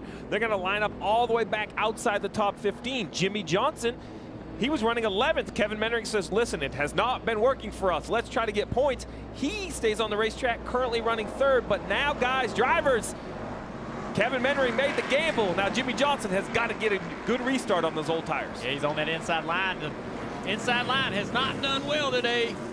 Have to get aggressive down here in 1 and 2 to keep that position. You see that inside line struggling. They're going to go 3 wide here. Jimmy Johnson on the inside. He's gonna have to back off. Yeah, Newman didn't get a good launch. Jimmy was actually pushing him on it down the front straightaway. Still 3 wide back here with Suarez, who's also trying to take this strategy and get some points. And Ryan Newman battling for 2nd. Now you got to get going. You know tires are coming. You know faster cars are coming. Oh, we got a crash down the front straightaway. That's Boyer. That's Boyer in the fence. You just talked about it, Steve. That's another problem with getting back in that field. Pretty good. I killed this far up inside 43. Truex not happy. It's not just points. You know, it puts you in a position where you can have these things happen. Yeah, it looks like Clint Boyer come up off of turn 4. May have come across the nose of the 19 car. We'll have to take a look at it and see. There was 2 and 3 wide as they came out of turn 4, and obviously not enough room for everyone. Let's look again.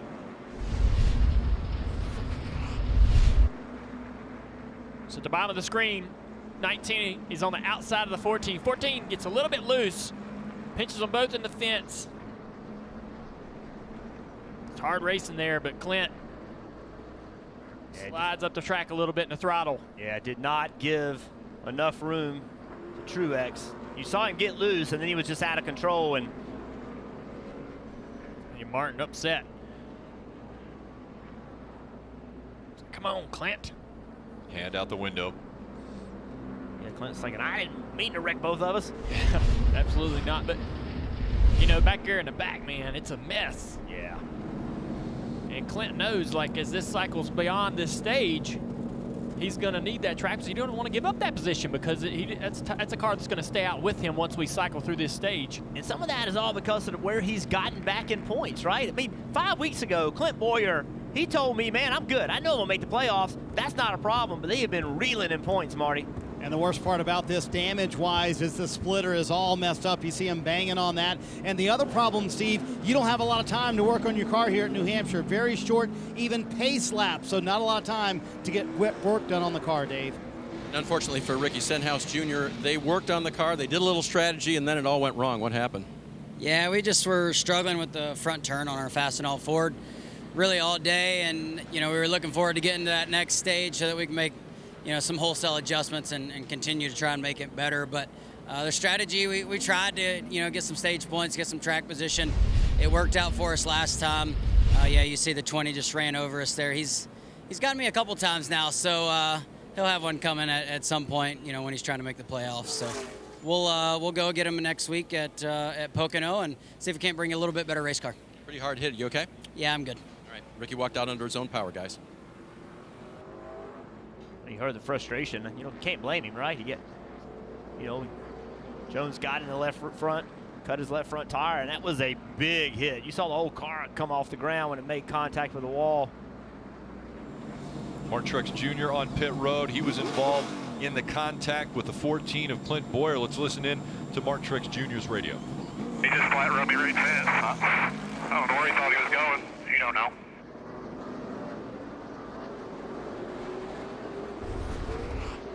Here we look again. The one thing I'm looking at is both cars don't really appear to have too much damage to the four corners, the tires, the wheels. Like when you look at the fenders and even the right side of Truex's car,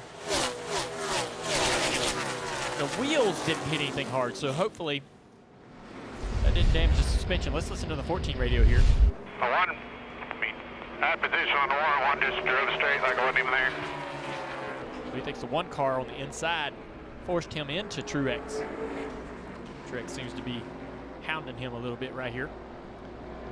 It's going to be a shootout to end stage 2, only 2 laps. And a pressure-packed shootout. All these strategies are all about points when now in the 6 of Ryan Newman, who's now on the bottom, second car inside. William Byron in that backup car has got all the way up to row 2. Just behind him, Jimmy Johnson, Kyle Larson. Basically, if you want to know who's at the playoff bubble, it's the front of the field. 7 cars up front that didn't come to pit road. We'll see how those tires work. And that 10 car, too, really good restarts right there.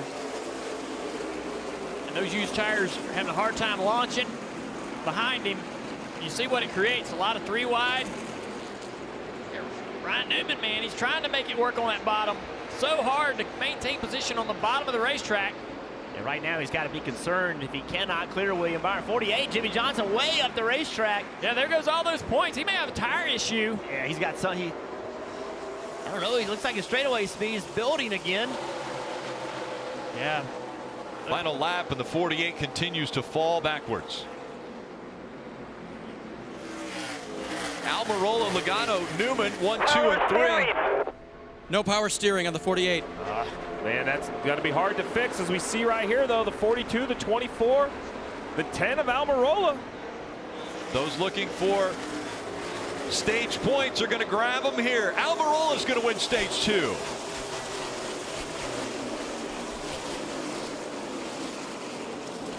Logano, Newman, William Byron up there grabbing some more valuable points. Kyle Busch finishing 5th. Hamlin, Larson, Harvick, Menard, and Kurt Busch all grabbing some stage points to end stage 2. Eric Almirola, his first stage win of 2019.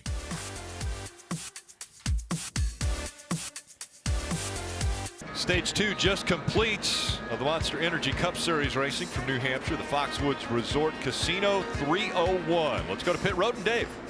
Eric Almirola will come to pit road, Rick, and he will get some Goodyear tires. He will get some Sunoco fuel. Stage winner, very important for him. He's up in points, but not super high. Oh, and right behind him, trouble for Paul Menard, Marty. Joey Logano comes in. Didn't work me happy with that restart. Felt like he got brake check there. Been complaining about being tight at the 2/3 mark of the corner all day long. Ryan Newman came in as the first guy out of the playoffs into New Hampshire. 8 critical stage points for the 16. He said, leave the car alone because I don't want to lose any more track position than we're already going to lose. And we watched the race off pit road, and it got hairy there. Logano avoiding. Blaney wins the race off pit road. 2-tire stop for the 12 team.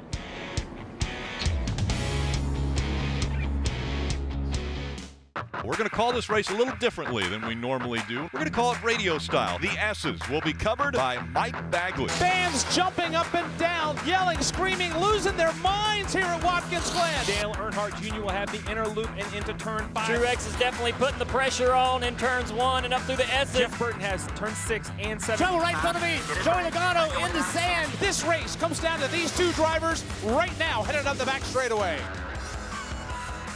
Always so much fun, and we're going to be having that fun for the next 2 weeks. Pocono and Watkins Glen. We'll do that again in the radio style broadcast. We're having a lot of fun though today here at New Hampshire, and I'm telling you, Steve, chaos on pit road right now. Well, I remind myself now why this race used to give me such a headache, because there are so many options. When you come, when you not come, and that was before stages. Now with these stages, it is next to impossible to know if you've guessed right. It's all about the priority for you and your race team, whether it's points or track position. And to be honest, don't ask me who's in the right yet, because I'm going to have to watch this final stage to decide. Guys, in the end, though, we saw what happened to Clint Boyer. At some point, you are going to have to be in the back of this field on a restart. You're going to have to get a little lucky and be aggressive to get back through traffic. Yeah, absolutely. I mean, it's got to be tough for Clint Boyer to move forward, try to make something great out of this day. He's put himself and Martin Truex Jr. in a bit of a hole here, but a lot of guys are having those kind of issues, mechanical issues, issues on the racetrack, mistakes that's going to really change the picture of this points race as we move forward. Well, these restarts, they're going to continue to get aggressive. In this last restart, we saw Eric Almirola on the front row, and he looked like he checked the field up a little bit. See, he got slow, and then he launched, went down to 40 mile an hour, then he started building the speed, and that kind of checked the field up. And then behind them, look at Jimmy Johnson making contact. They all made contact. And then right after that, we heard Jimmy Johnson talking about lost power steering. How, if they're connected or not, I don't know. But NASCAR issued a warning to Eric Almirola right there and said, look, we're not going to allow you to do that again. So they'll be watching closely. Hamlin and Harvick making up row 1. Denny Hamlin on the outside, Harvick in the 4 on the inside. It's the best restart for the inside line we've seen all day long with Kevin Harvick. Denny Hamlin doing a great job with that backup car today, putting himself in position here at the front of this field. They stay side by side, and now the 4 tucks in behind the 11. Yeah, the 4 still going to go to the bottom here. Going to try to make something work on this bottom. He's side by side, can't get to the gas. 11 car, great run off of turn 4.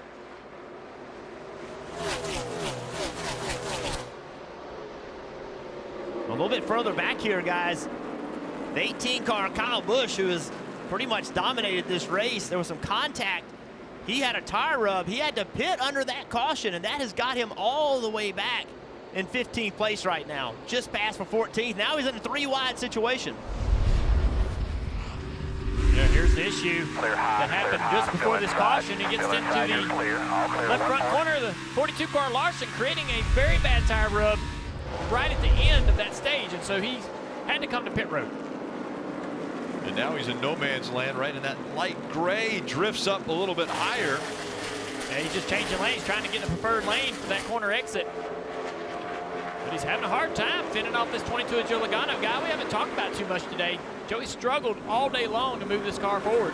We heard Joey in the pre-race show say he told his team they weren't good enough. They needed to make some big changes, and he hoped they'd hit it right, but so far they've not. Let's hear what Kyle Busch had to say. What are you going to need for traffic here? Yeah, right. The nose to be 2 inches lower. 10 car. It's going to be a battle. We're up to it. It's going to be a battle. Yeah, they're going to split this 13 car. Ty Dillon down into turn 3, trying to get through this lap trap. It's not really lap traffic. These are positions, but they're trying to get by these cars right here as they move forward, using them as picks and so forth. Hey, Junior, you talk about Joey Logano and his race team and how much they wanted changes, or Joey wanted changes coming into the race. Well, Todd Gordon had a little different approach this weekend. How does the 2020 schedule affect what you do here in July of 2019? Well, they are trying something different to get better for Phoenix. Remember, next year, that's the championship race. Todd told me we're not very good there, so we're sticking with this experiment. In fact, Joey at one point asked this weekend, when are we giving up on this? Todd said, when we race it. We'll see what they learn today. People keep talking about the championship. One driver who has 7 of them that came in 10 points above the cut line and now is currently 14 below the cut line. The 48 of Jimmie Johnson. We saw that issue at the end of the stage. Well, here he sits on pit road, the team working on the front of that race car, Dave. And Steve, you can do the thigh bone connected to the knee bone for me here. The water pump belt was gone, and that made him lose power steering.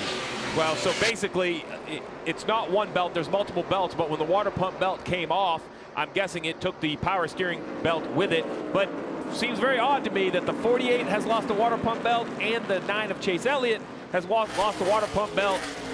I've worked there for years, and I've noticed they do a lot of things the same. Well, unfortunately, that means when they have an issue, they sometimes can be the same on multiple engines. Yeah, what a weekend that organization has had. The toughest weekend I've seen them go through in some time. We're seeing the 22 of Joey Logano struggling a little bit more than Kyle Busch is getting through this traffic. How about Matt? Oh, sorry, Rick. I was just going to say, how about Matty Dean, the 95 right here? The weekend continues.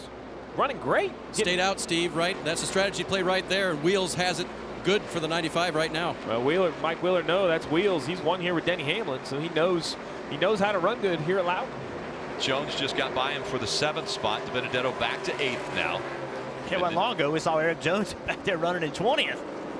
This pit strategy's got everything mixed up, Marty. It does. Eric Jones stayed out, but while we're giving attaboys, let's go on to Alex Bowman, and let's review his day. Backup car number 3, or actually on the 3rd car of the weekend, backup car number 2 for Alex Bowman. They've had a speeding penalty on pit road, contact on pit road, but staying out at lap 140. Running up front here's got to make the driver feel a little bit better about the weekend. Started shotgun on the field, right now running 6th. Yeah, Alex Bowman, strong performance now as we've started the final stage. Up front, the 11 of Denny Hamlin. He is a 3-time winner at this racetrack, most recently back in 2017 when there were 2 races run here at New Hampshire. But that is a backup car as we look at the Toyota driver update. I know this is going to sound silly, but not all backups are made the same, because Denny, while it's awful to go to a backup, it happened on Friday. So he had a little practice on Saturday with this car, which, I mean, don't get me wrong, you always want to run the first car you bring, but that might have helped this 11 team get their setup dialed in a little bit. Kelly.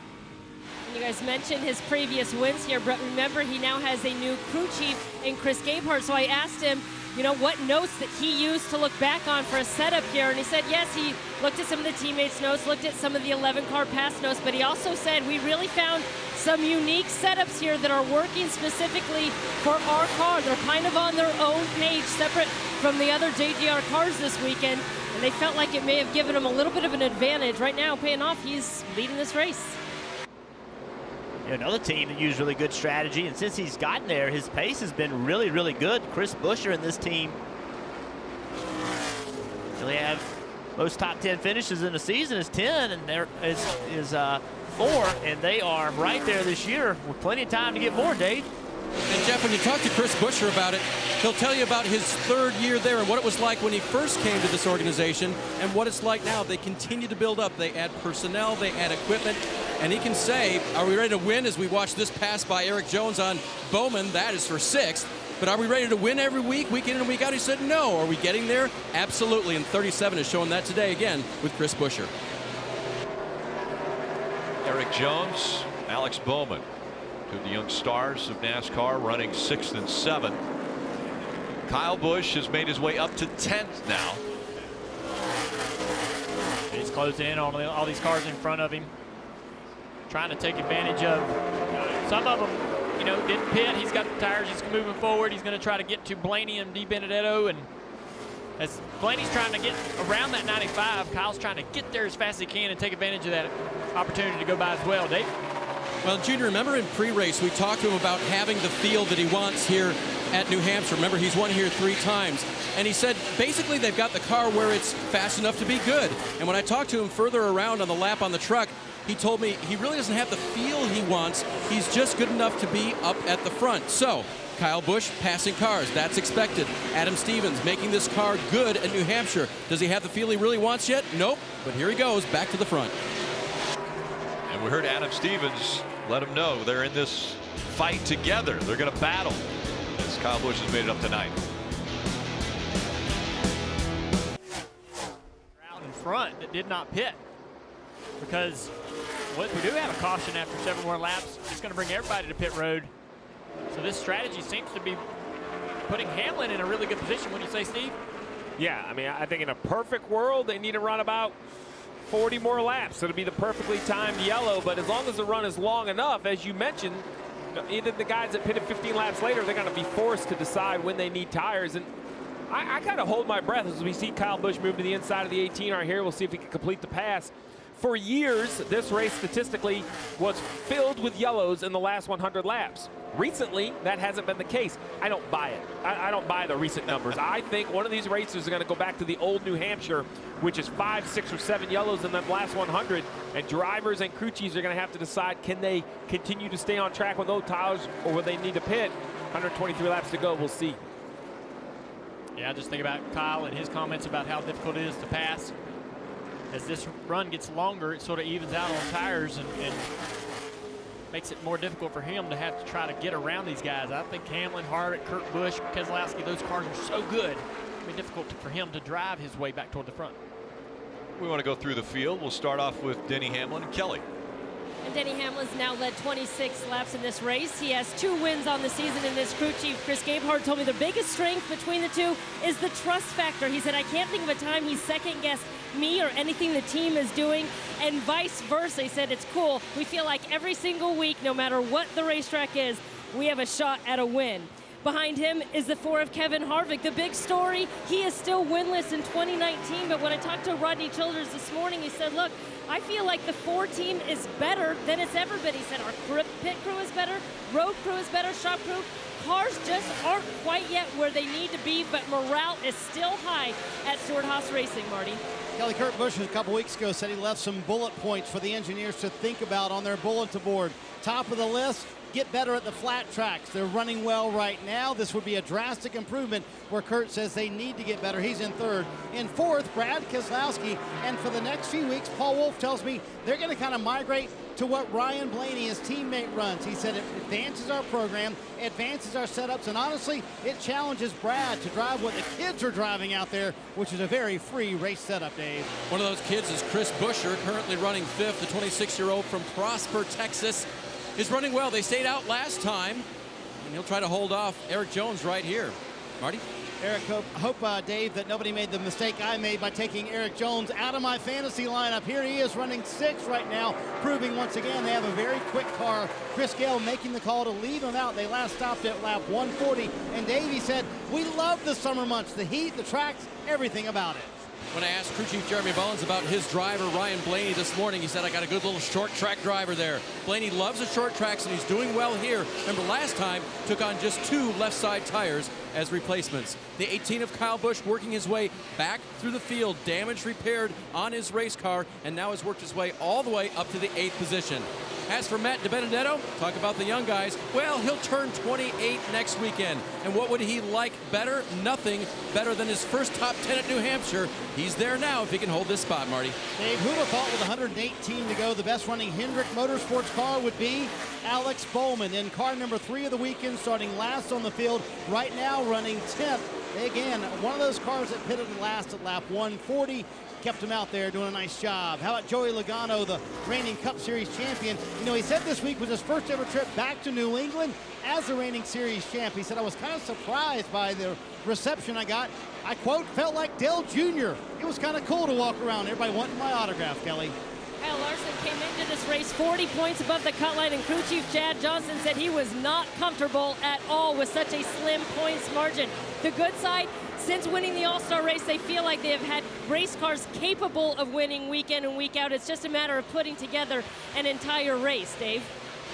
McDowell hoping to put together an entire race as well. Michael is running in the 13th position. Remember, he was another car that didn't come to pit road that last time down. He restarted 8th, is trying to hang on right here in 13th.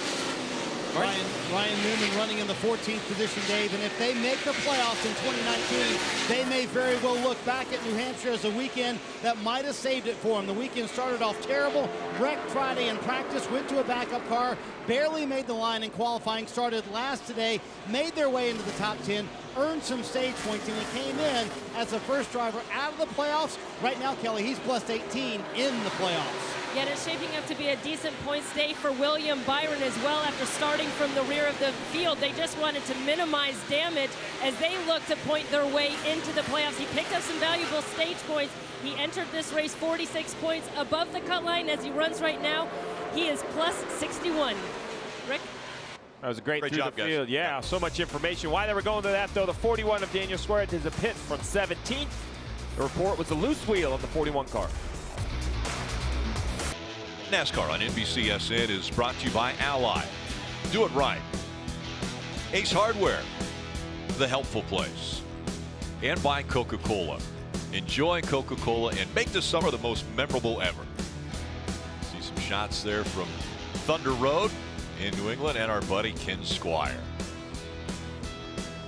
He is a staple at Thunder Road. Rick, if you had some pictures of Thunder Road from like 88 to 92, there's a chance a 9, 10, 11-year-old me is running around the hills catching sneaking into the pits. Too young.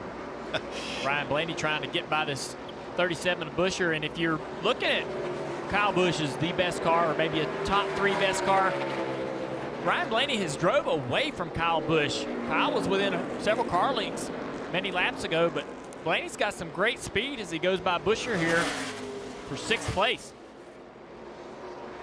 Fastest in all averages in the final practice for Blaney, showing that speed here in the race. Kyle Busch has led the most laps today at 118. Denny Hamlin 40 and counting for him up front. Harvick running in that 2nd position. Kurt Busch running 3rd. We see now the 19 of Mark Truex Jr. and the tire marks on the inside of that car, where the 14 of Clint Boyer got into the side of him. Yeah, Truex has been actually moving through the field. He passed William Byron and Eric Almirola, who was a Stage 2 winner, working on Newman. McDowell in 13th. Then there's a long way to Joe Logano, Alex Bowman, Kyle Larson. So Truex, even though he's got some speed, he's hoping for a yellow to get some opportunity to get some more track position. You talked about Blaney having really good speed, and we thought that Kyle Busch would just drive through the field, but he really hasn't had that kind of speed we thought he would have. And you have to wonder, this far into the race, if the track's starting to make that major change that drivers talk about, where that traction compound is starting to wear out, and now your car's starting to drive worse, and very, very hot day, slick conditions, and as that wears off, it's only going to get slicker. I think if you ask Martin Truex, for you Truex fans, he would tell you that issue with Boyer did hurt his car, but it's hurt Boyer's even worse. Clint's back in 21st, not moving forward at all.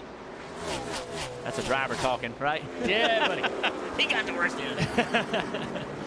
So Burton as the winningest driver here at Loudon and New Hampshire Motor Speedway. Will we see everyone congregate down at the bottom of the racetrack as that traction compound wears away? I don't think so. We might see some drivers start to use the bottom of the track on corner exit. You see Ryan Newman right there trying to make it work, but you may see them start moving around, but I don't see them just wrapping the yellow line. Yeah, I think what you'll see is more what we just saw right there with the 6 car of Newman using that entry speed that he'll have on the bottom 3 wide here. He'll sort that out. But I think that the ability to pass on entry gets a little bit better on that bottom with that grip not being there on that outside grip. You can't enter as hard, can't enter as fast. Newman, Truex right now running 14th and 15th. Kelly. Well, Rick, we talk about grassroots racing. Well, let's have a chat about Andy Seiss. He grew up about 45 minutes from here. He's a longtime modified driver, has competed here dozens and dozens of times, and making his Cup debut, I asked him about it before the race. He said it is simply amazing to come from the other side of the fence where the modifieds are parked. To be in the Cup garage is truly a dream come true. So he said, look, I've been racing around here so many times, and now to do it at the highest level of stock car racing is really something else. And Steve, I'm guessing that Austin Theriault, he was asking for your autograph earlier, a fellow Maine kid that made his start here today. Yeah, Spud Speedway representative from up in Caribou, Maine. What? Go ahead. I was going to say, it's great to see another New England short tracker come out to the big leagues, get his start. Unfortunately, he's off the racetrack currently.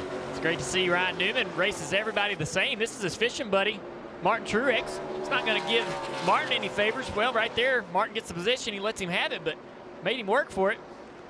Here's Clint Boyer. We talked about him not really having the speed since he's had that issue on that front straightaway wreck with Martin Truex Jr. About to go a lap down to our leader, Denny Hamlin.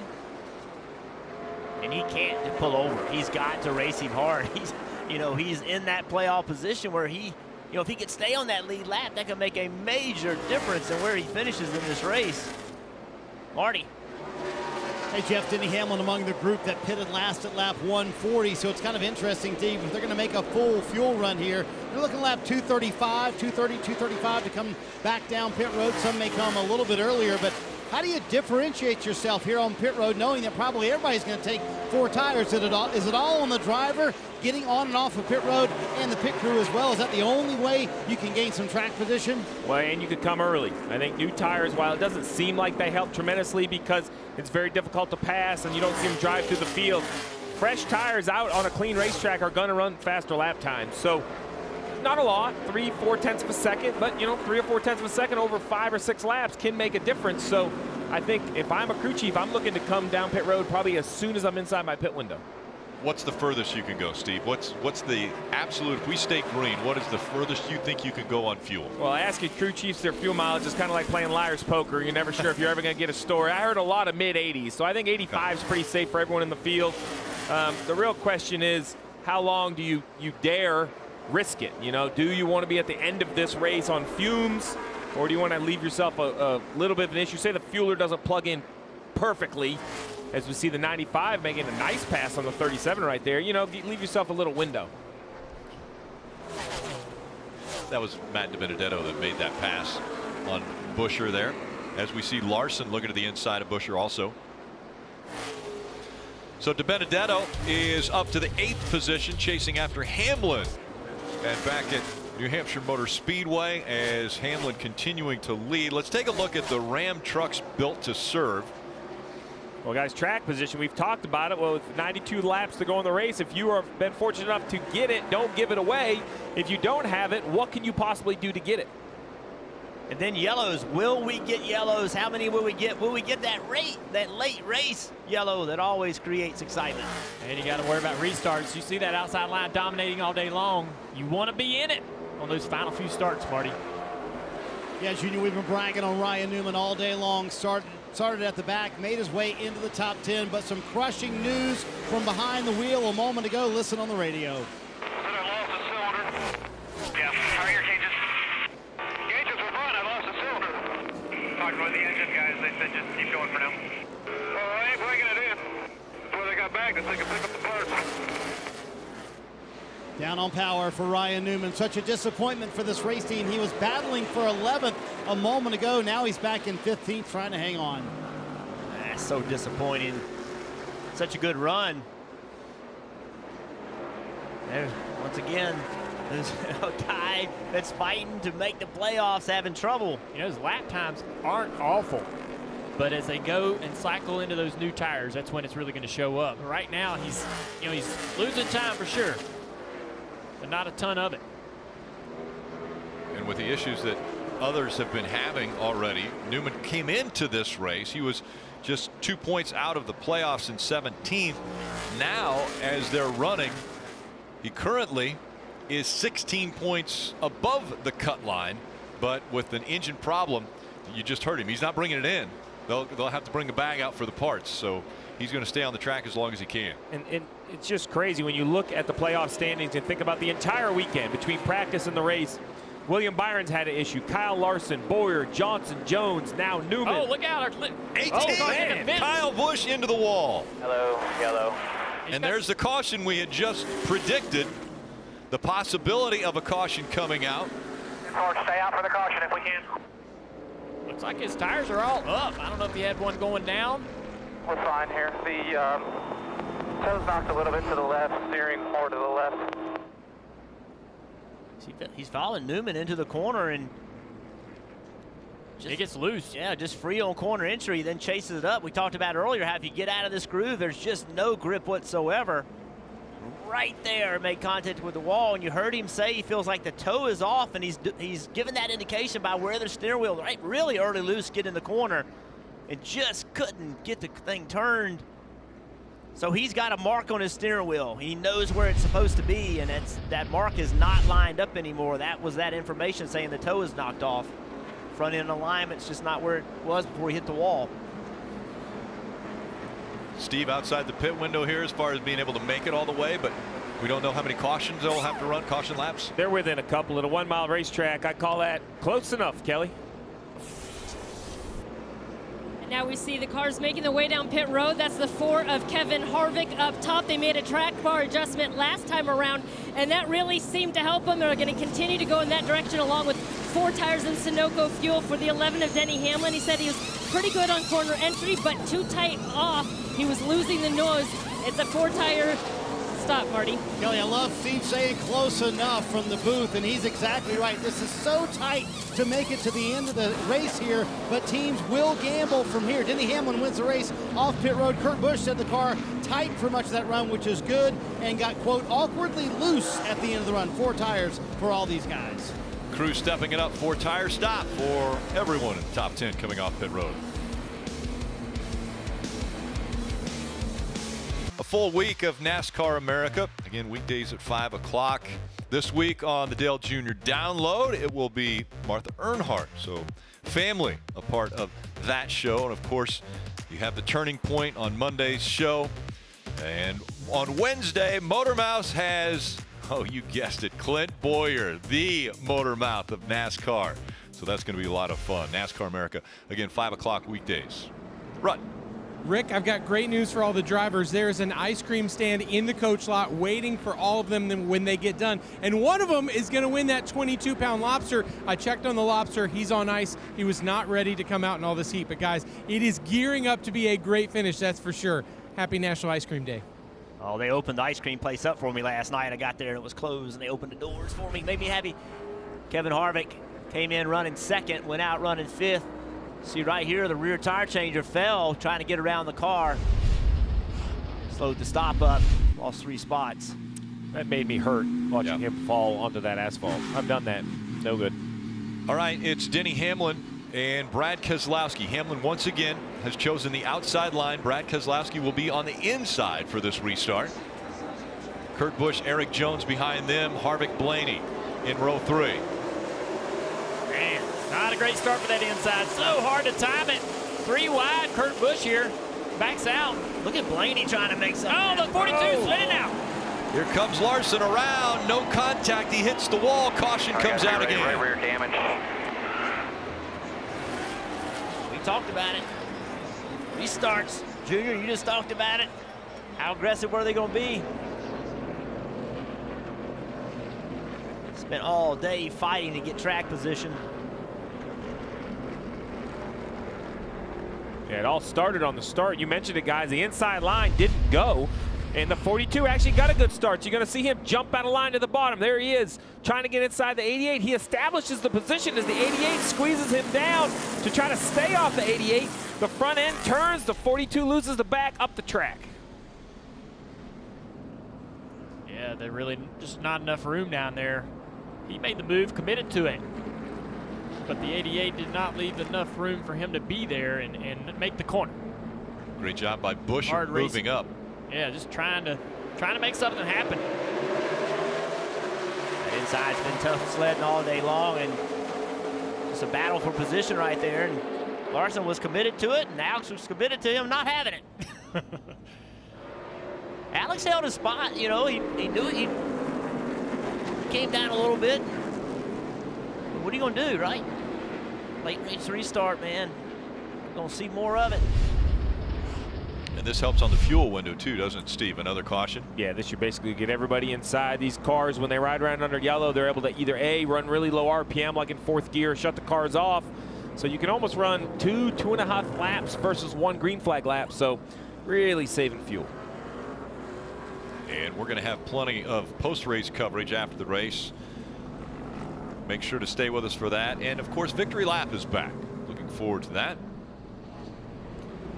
New host Danielle Trotta joined Victory Lap. I worked with her on Thursday. It was fun. Parker and AJ will be a part of that show as well. Marty. Hey, Rick, a possible lifeline here for Ryan Newman. They determined what the problem was. It's a broken coil wire, and they said, if we get under the caution, we can make the fix. Well, guess what? Immediately, Kyle Larson went into the wall. They got the caution they needed, so they think they can get this repair done, Steve. So kind of walk us through what they're doing here with the Roush Yates officials under the hood. They're trying to get this coil wire replaced. Well, basically, at this point, it's just you have to take your time. It's very difficult to get to. You have all the electronics on the top of this motor. First you have to decide which wire it is to see if it's been melted or frayed, and you see right here, now you just can't lose a lap. That's not going to do them any good. So they work on the 6 of Ryan Newman, who's fighting to stay in playoff contention. We'll be right back for the restart. The 8th caution coming out of the Foxwoods Resort Casino 301 right here as Kyle Larson got into the safer barrier. Monster Energy Cup Series racing from New Hampshire Motor Speedway continuing, just 78 laps to go. They will not go green yet this lap. Still waiting for everybody to get in line. You mentioned the fuel situation. This has been a little bit of a lengthy yellow, so definitely is going to save all of that. We have Hamlin and Jones controlling this race so far. Let's take a look at Hamlin's day, man. He's started in the back with that backup car, and yeah, he's got his way to the front here.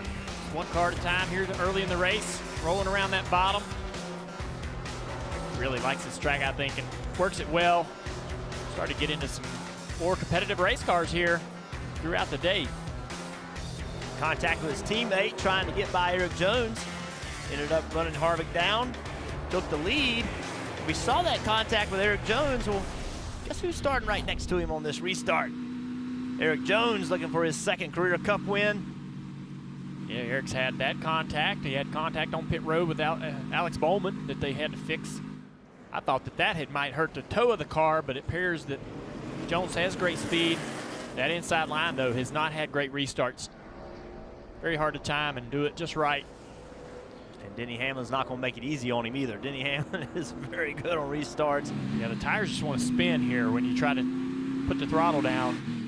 Leader obviously knows when he's going to go, but the inside line has to guess and try to apply power without spinning those tires. I'm not sure Eric Jones doesn't have the best car, though. When he was back there running people down, he had a lot of speed this last run. Let's see what he can make happen with Hamlin. Junior, you mentioned etiquette earlier. Will the etiquette change now as we're coming up to 77 laps to go? Eric Jones still searching for a win in 2019. Denny Hamlin on the outside, back into the gas.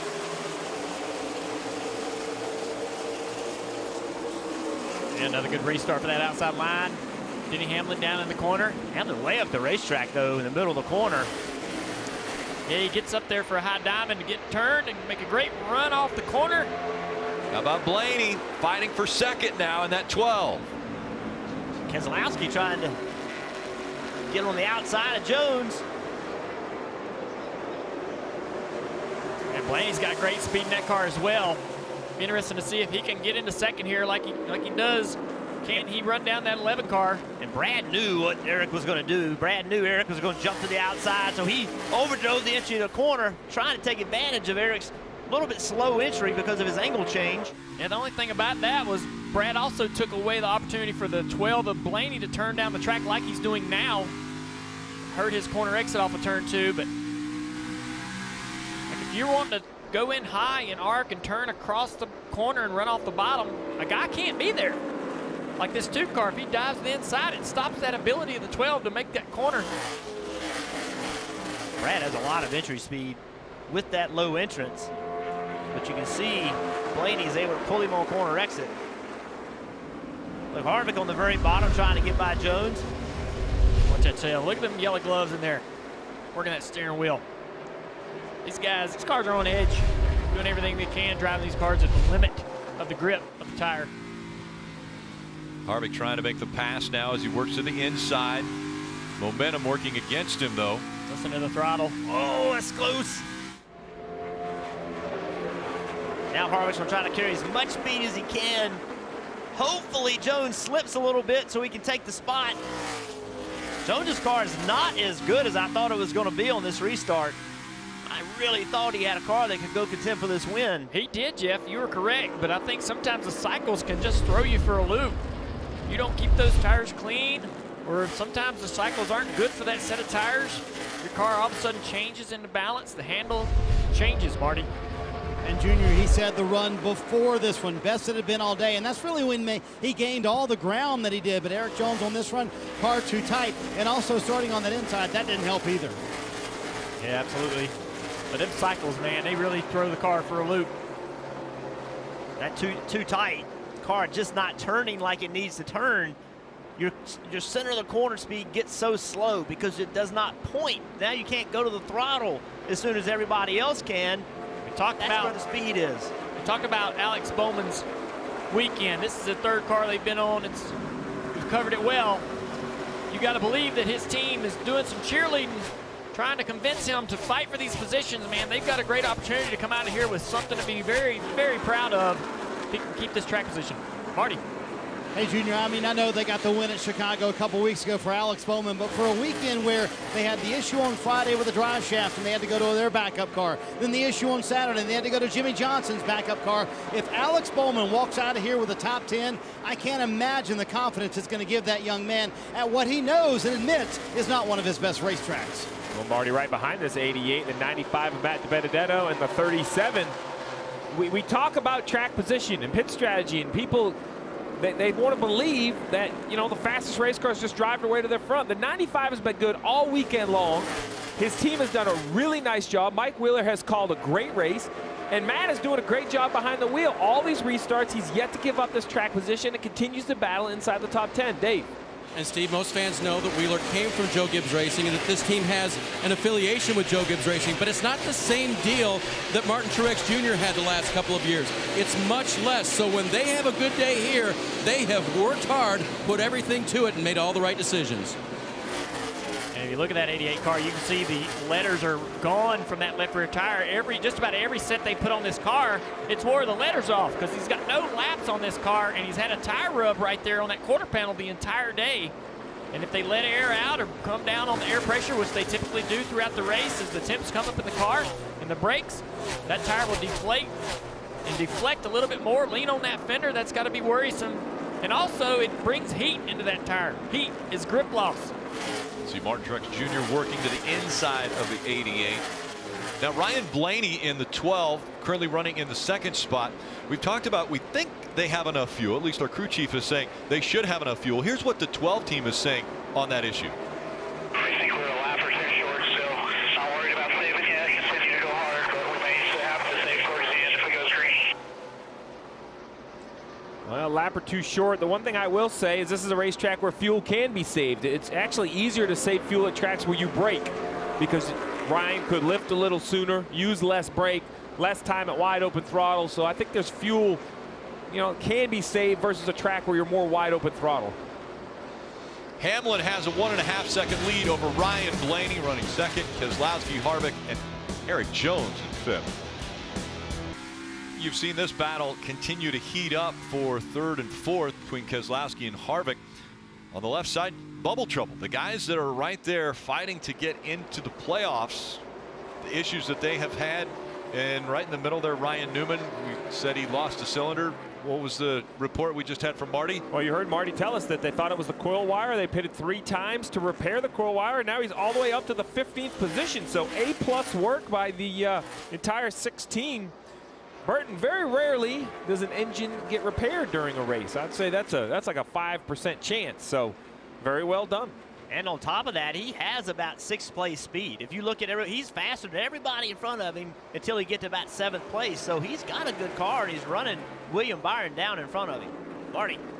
Yeah, what was our joke? They lost a cylinder and then they found it. But 3 trips down pit road, tip of the cap to the Roush Yates guys. They were able to get that coil wire replaced, and he was almost about to go a lap down when he had his issue. Then they got the caution. Then Kyle Larson's fun. They were able to come down and make the repairs here on pit road, and he restarted 18th. We're just a few laps into this run. He's up to 15th. So as you mentioned, Jeff, he's got a pretty quick car on top of it. This battle right here is fascinating as they dice through the lap traffic. See the 2 drives to the bottom, the 4th Kevin Harvick with the high entry. He's going to have a low exit. That should give him a pretty good run down the backstretch. We'll see if he can make that run materialize into a pass. Again, they're fighting for the 3rd spot. Keselowski has it right now. Harvick trying to take it away. Harvick still searching for a win in 2019.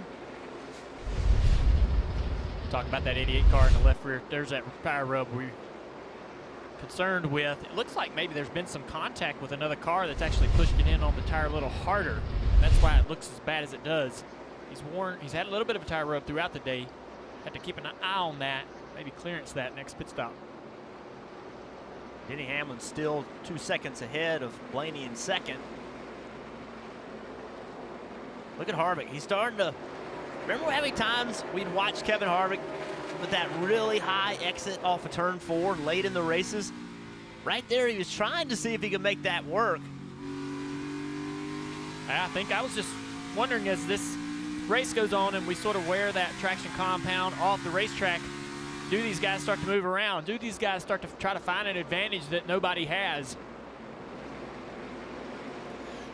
One of the more impressive things, I think, as this has been a long green flag run right now, is not making mistakes every single lap, lap after lap. Denny Hamlin over Ryan Blaney. Right now he has a 2.3 second lead. He keeps hitting his marks and almost running the exact same lap time every single time by.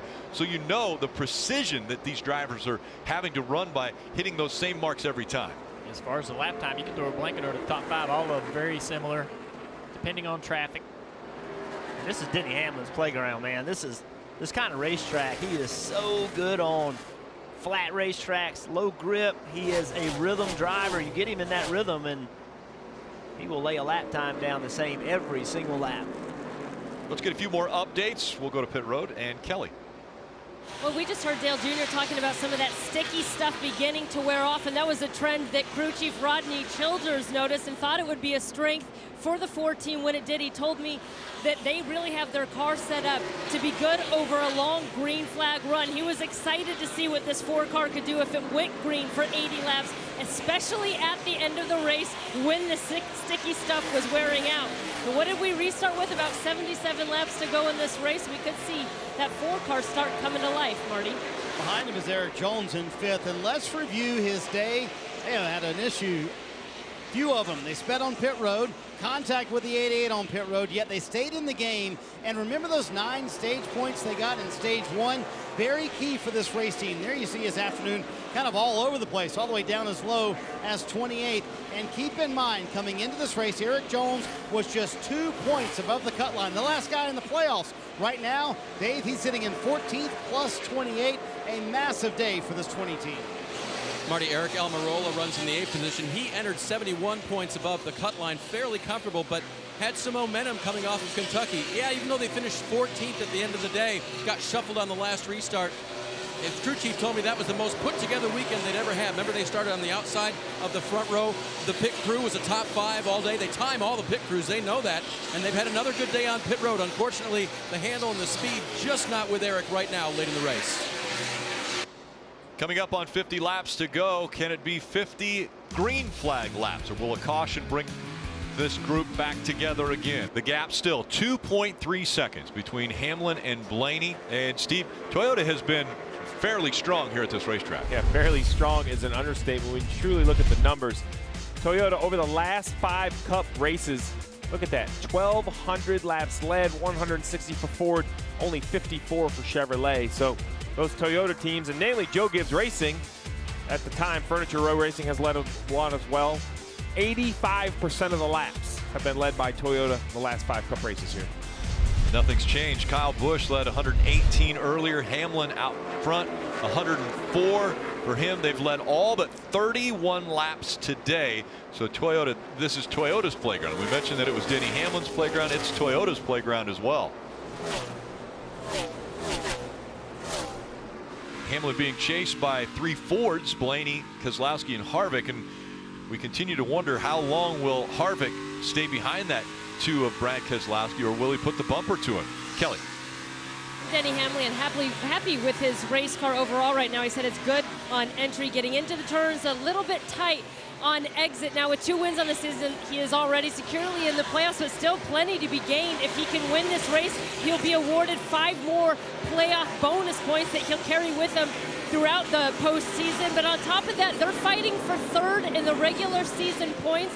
As they run right now, it's showing him trailing Kevin Harvick for that 3rd spot by just 10 points. And with that 3rd place would be 8 more playoff bonus points. So still plenty for them to gain in these last 7 races of the regular season, Dave. Kelly, the fuel situation for Ryan Blaney is interesting. He's just gained a little bit on the 11 of Denny Hamlin, being told by his spotter that the 11 may be backing off a little bit to save a little bit of fuel. When he started this run at lap 215, he was 6 laps short. Then there was a caution. They went down to maybe 2 laps short, but was told you don't have to save yet. Now we're down to 40 to go. If it keeps going green, he will have to start backing up, but Hamlin, the leader, may be as well. Marty?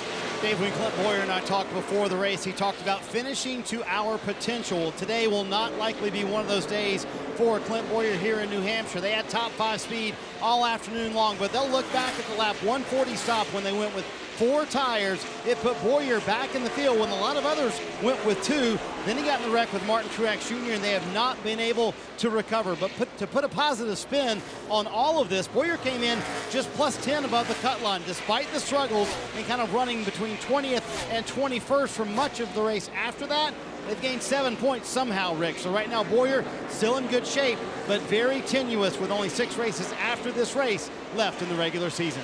Yeah, tough situation for Clint Boyer a couple races ago. Thought he was comfortable, thought he was in the playoffs, wasn't going to have to worry. Then a few bad finishes for that 14 team, and he was fighting once again. But right now, as he's running on the track, 17 points above the cut line.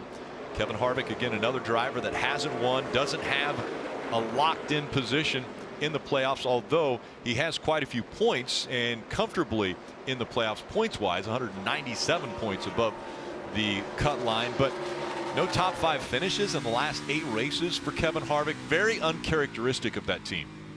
A subtle change has happened on the racetrack in the last several laps. Look at Kevin Harvick. Look how low he is on corner exit. As he drives down the back straightaway, corner entry really hasn't changed all day. Everybody's entered in this 3rd lane, but watch what he does right here. He gets pointed and leaves almost touching that yellow line on the bottom of the racetrack. That's something we did not see early in the race, and that's that traction compound starting to wear off. Drivers starting to look around a little bit. Think about that on a late race restart. If this bottom lane, caution, Kyle Larson. And it's Kyle Larson around, and the 42 has brought the caution out. Yeah, I think he's got a flat right rear tire. He's made some contact. Yeah, a lot of damage to the right rear of that car. And so, you guys both mentioned it. Yeah, he's got a flat getting in the corner right there for sure. Just had lost a lap to Denny Hamlin, was sitting in the lucky dog spot. Watch him, yellows out. Watch 42, get down. There you go, good job. See, just look at that car just digging the wall. Both front tires came off the ground. Just big impacts here. Steve, we've seen so many times that track position is key. Guys will come in, get 2 tires, maybe no tires, and they were able to hold on to their track position. So Denny Hamlin stays out, or does Denny Hamlin come in? I think you have to come to pit road for at least 2 tires. I'm glad I'm not on top of the 11 pit box, because unfortunately for Denny Hamlin, he has to make the decision first, and I think that ripple effect is going to go through the field. If I'm Denny Hamlin, if I'm on top of that pit box, if I'm Chris Gabehart, I'm coming for 2 right side tires to guarantee that I keep some track position. But if he pits, we'll see if anybody has enough of a gamble to stay on the racetrack. Kevin Harvick stays right, so does the 20 of Jones. I think Eric Jones might have hit the commitment box though, Dave. Second place, Ryan Blaney comes in. He will take tires with an air pressure adjustment to help his car turn better. Also a fill of Sunoco fuel, 2 only. And the 11 of Denny Hamlin saying that he was just a little bit tight on exit. It's 2 right side tires for him. And Brad Keselowski going right side, Goodyear tires only, Sunoco fuel. And Paul Wolf saying, hey guys, take your time. We got a little bit of a buffer here. Brad Keselowski wins the race off pit road. And I don't think as many stayed out for the guys who did stay out, Steve, as they thought would stay out. So that's interesting. Yeah, Hamlin was the first car off pit road. Keselowski second, but Rick, you called it. The 20 of Eric Jones, last minute change. He cannot touch this yellow box right here. What's he do? Gonna have to see what NASCAR calls there. That's the commitment line. You've got to be inside it or outside of it. He went across it. Next Sunday, make sure to join us at the Tricky Triangle at Pocono Raceway. That's broadcast starting at 3 p.m. Eastern. And we're going to try something different at Pocono. Again, that will be the radio style broadcast. Steve and I will be in the booth calling the action from up there. And then Mike Bagley will be joining us once again. He'll be in turn 1. Over in the tunnel turn will be Dale Earnhardt Jr. And Burton has turn 3 because there's no turn 4 at Pocono. So, Rick, we got to clean it up on the 20 car here. The rule for the commitment box. Basically, the rule is this. To come to pit road, you are required to have all 4 tires below the orange box. You see it there at the end of that yellow line, much like Brad Keselowski, all 4 below it. If you do not have all 4 below it, if you only have your lefts below it, if the rights go over it, if the rights are outside it, you can return to the racetrack penalty-free.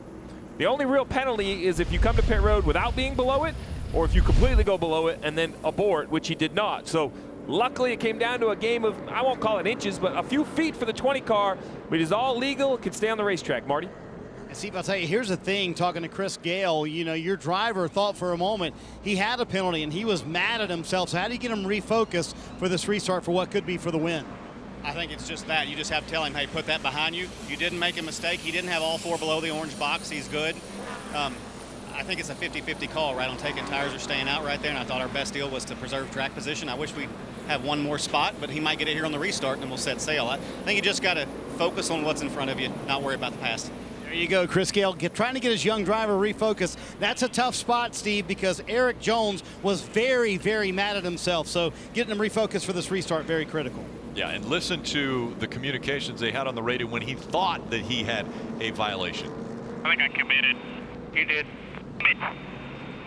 Damn it! Just come in. Okay, just calm down. You're all right. A few guys behind us that are staying. We're going to have a buffer here. So you see, I mean, that is the disappointment from a young man who wants to go win a race. Remember, he's the only one of the 4 Gibbs drivers this year, Kelly, that have yet to go to victory lane. Well, a veteran looking for his first win of the season, of course, Kevin Harvick, and now he'll lead the field to green. Rodney, you left him out there. Why was that the best decision to go for the win? Well, that's the way we've won most of them here. So, you know, it is what it is. We almost missed our pit box there a little bit ago, lost some track position, and, you know, it's just too hard to pass today. You're not going to get up there. We came to win the race, and, you know, if we had come put 2 tires on right there, we're going to start 7th and not win. So we'll either win or we'll fall back to 7th again. So you've got some 2 tires behind you. How's the handling of the car, though? The handling's been good all weekend. Everybody's done a great job. But it all come down to what happens in these first 2 laps. You know, the new tires on the right will be better for a couple of laps, and after about lap 5, it'll start equaling out. Thank you, Rodney. I love Rodney. Listen, we come to win. Worst things that's going to happen, we're going to go back to 7th. So here, let's talk about this. The leader of the race, Kevin Harvick, has chosen the outside. Last time he got tires was lap 215. That was 4 tires. Eric Jones will start to his inside, same situation. The 19 of Truex behind them also in the same situation. So then off pit road with fresh right side tires, you see Hamlin, Keselowski, Blaney, Busch, and then all the way back, the 18 of Kyle Busch back in 10th, the first car with 4 tires. So Kevin Harvick up there on old tires. You just mentioned it, the top 3, they have old tires. What Kevin Harvick has to hope is that those 2 cars of Eric Jones and of Martin Truex Jr., they have great restarts, and that they can hold up that 11 car on this restart. Yeah, absolutely. He doesn't want to get those new tires around those guys too quickly and up on his heels after only a lap or 2. 29 laps in front of these drivers. Will it be a win for Kevin Harvick? Brad Keselowski trying to be aggressive with them new tires on that inside line. See Denny Hamlin in really good shape right here. He had a good launch, but the 20 of Eric Jones beat him off turn 2. A little bit of momentum for the 11. He closes the gap between himself and the 20, and will he dive to the bottom? Trying to get by him early. Denny Hamlin looking to the inside of Eric Jones.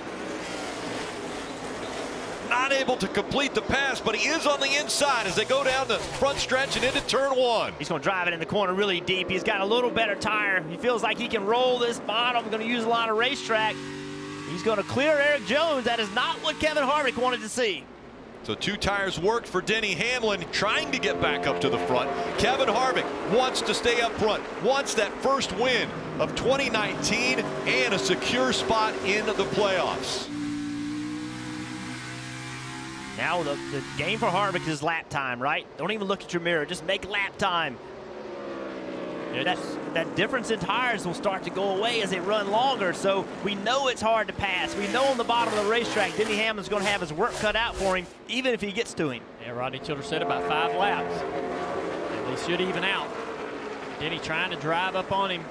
I think once Denny gets there, Denny can get close enough to put some pressure on him, possibly make a mistake. Remember that line that Kevin Harvick's been running? He leaves the corner really, really low. That's going to make it even harder for Denny Hamlin. Watch Kevin Harvick. Turns left. Right battle side for of 5th screen. right here. Truex Jr. and Matt Dibenedetto.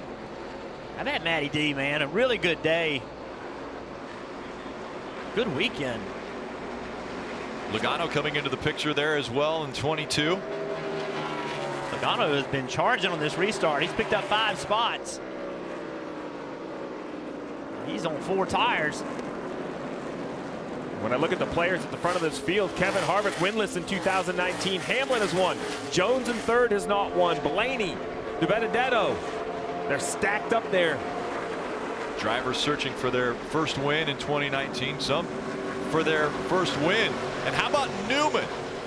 Everybody thought Newman was out, thought he had lost a cylinder earlier, and now Newman in the picture in 8th. I think Newman thought Newman was out. He's on 4 tires as well, taking advantage of that new rubber all the way around. Seems to be helping him and Joey move forward here. The gap on the left side of your screen between 1 and 2. Kevin Harvick and Denny Hamlin, a 0.4 of a second gap. And Denny's been just a little bit faster the last couple laps, and see what he does this lap. Still a little bit quicker. Yeah, not a lot, only 0.02 of a second. And as he gets closer to that 4 car and the air gets a little dirtier, that advantage or that speed is going to go away. Well, the question I have is, what's the pass going to look like? Is Denny Hamlin going to work the bottom of the racetrack, or is he going to work like Kevin Harvick did a year ago? This was Kevin Harvick chasing Kyle Busch. He tried and tried, couldn't pass him. Finally, it was a bumper to the rear bumper of the 18, 3 lanes up. Kevin Harvick goes on to win the race. Now the roles are reversed, even though it's a different Joe Gibbs Racing driver. Will Denny Hamlin work to pass the 4, or will it be the bump and run to the front? Well, he's got to catch him first. And right now, that 0.4 of a second gap is still there. And once again, familiar foes on the right side of your screen. It's Kyle Busch and Brad Keselowski. Kyle Busch makes the pass. Yeah, Kyle's got 4 tires as well, but he's had a hard time sort of separating himself from Brad Keselowski. Brad did not get a great restart. Trying to remedy that issue going forward here, but gonna have to give this spot up to Kyle Busch off of turn 2.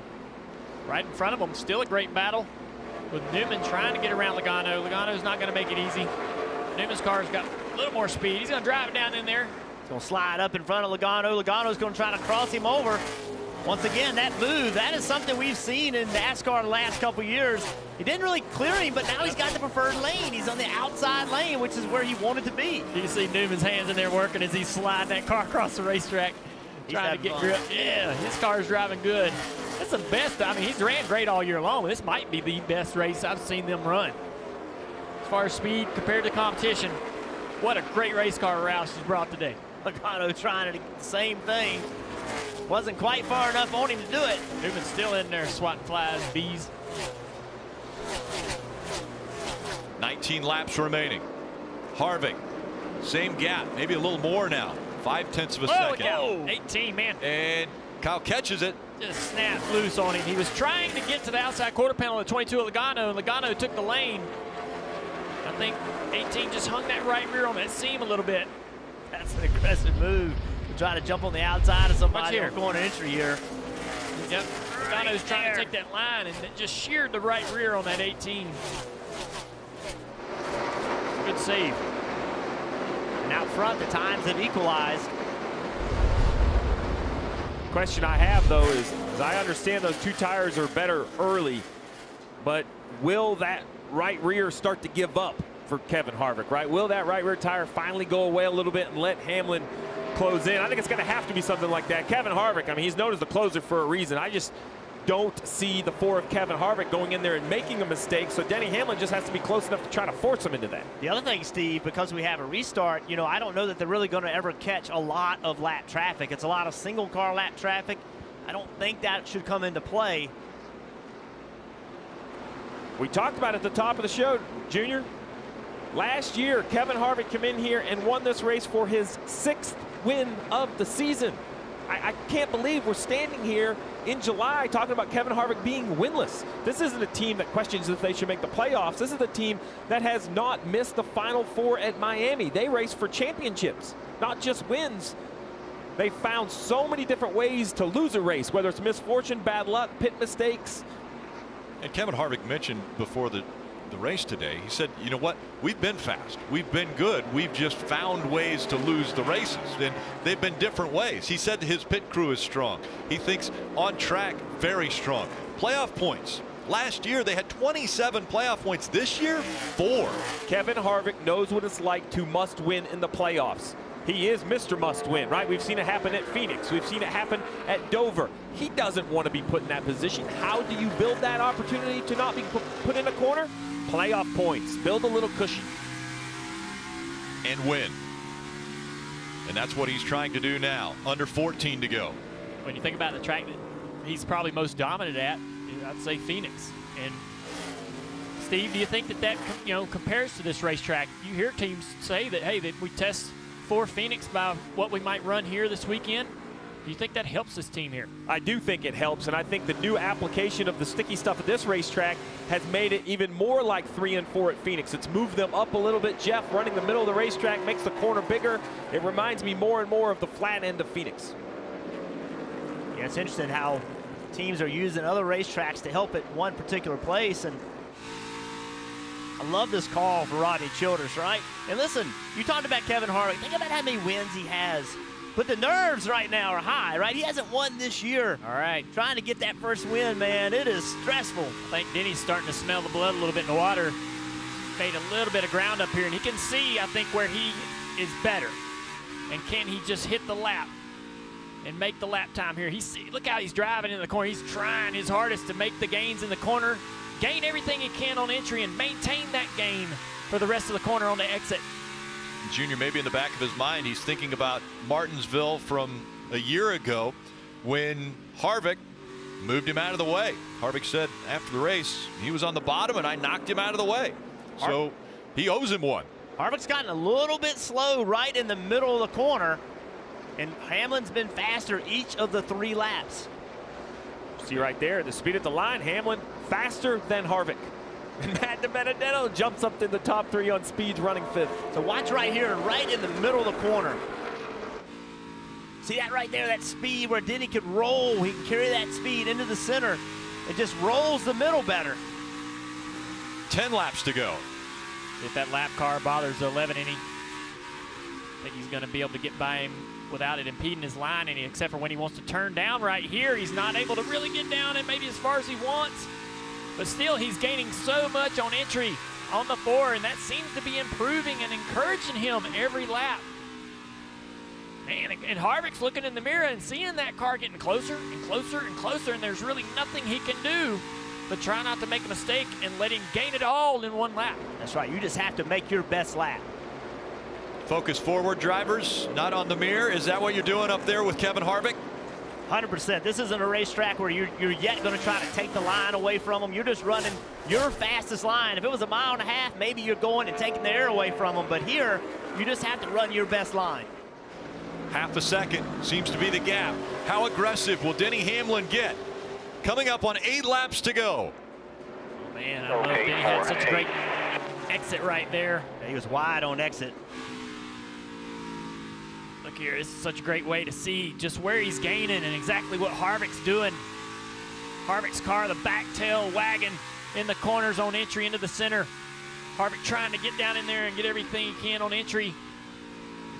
And as Denny gets closer, man, he gains so hard.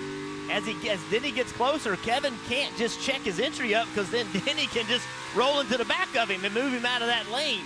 Yeah, that's the advantage that Denny has right now is he's able to enter so hard into the corner, so much further into the corner, and if he can't get to that fourth, he will use that to his advantage if he's within reach. Good exit, smooth and straight. Harvick doesn't even want to let it come to that. If Kevin Harvick is perfect, can Denny Hamlin catch him? I don't know. 6 laps to go. Won't be close. Coming to 6 to go right here. Denny's faster almost every lap, but he's just a little faster.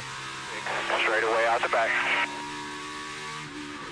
That was information to Denny Hamlin. Oh, Denny got in there deep. Yeah. Oh, deep. He's over the line there. He's going to lose a little bit of time. He just trying so hard to get into that corner. He sees, hey, my entry is my advantage, and he's trying to get all he can right there, and he knows time's running out. That was probably 0.3 of a second, 0.2 of a second right there that Denny gave up. Coming up on 5 laps to go. Kevin Harvick has to be perfect. If I was a spotter, if I was Kevin's spotter, I'd say, hey, he made a mistake. You made a mistake. Just you don't make no mistakes. Just do what you're doing. Lap time, man. That's all I want to hear right now if I'm the driver. I just want to hear lap time. Tell me what I ran that lap. I'm going to do it again. Because if I can do that in the next 5, I'm okay.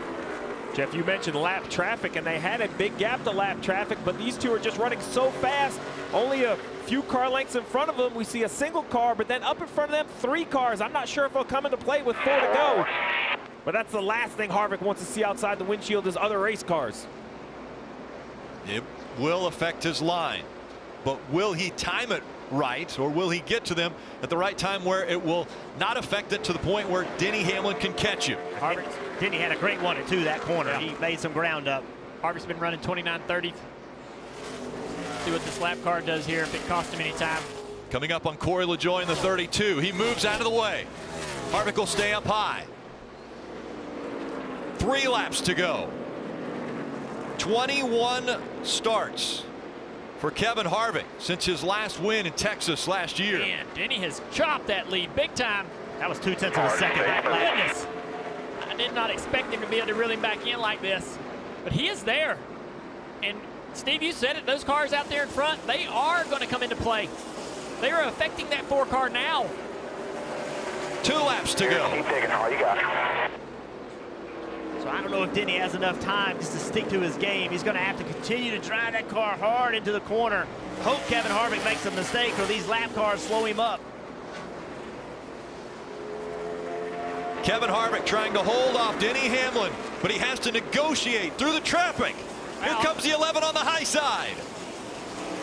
Coming out of turn 4, 1 lap to go, presented by Credit One Bank. That was not what Kevin Harvick wanted. Block the bottom. Block the bottom. He's to his bumper. He bumps him. They're going into 1. The 4 up the racetrack. Here comes Hamlin on the inside. Keep an eye on the right rear. Down the backstretch. Harvick with the advantage. Will he try it again? Block the bottom, block the top. He's trying to go top side. Hamlin up high. Coming outside here. Coming outside. Get up, get up, get up. They make contact. Out of 4. Harvick with the advantage. He'll hold him off. Harvick wins again in New Hampshire. Hell yeah, boys. Great job. I never thought that happened, but awesome call.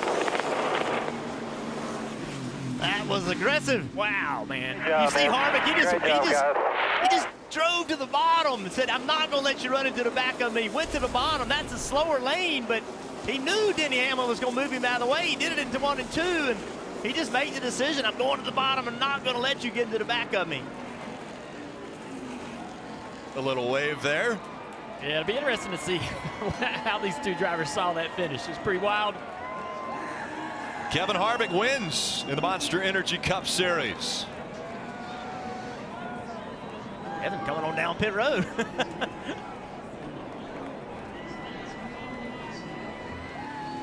Start finish for your post-race interview. I just wanted to check my lug nuts so I didn't have to worry about it. Well, like I said, it'd been 21 races. He's going to get a high five from the crew, but 21 races since his last win. But he still remembers. You got to have the lug nuts checked. He's going to go celebrate, we're sure. Look at those crew guys. They love him. They know what their driver did on that last lap. Denny Hamlin gave him a shove in 1 and 2, and they beat and banged to the line. Kevin Harvick on older tires. I mean, he had to be perfect, guys, right? I mean, perfect. Lap after lap. Denny Hamlin would not allow him. Greg Dibenedetto there coming to congratulate him.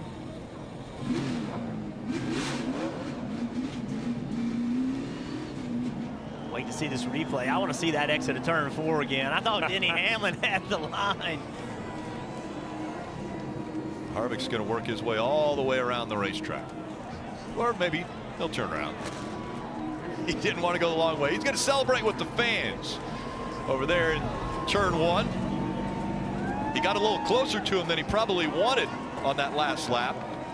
This victory fueled by Sunoco. Fuel your best.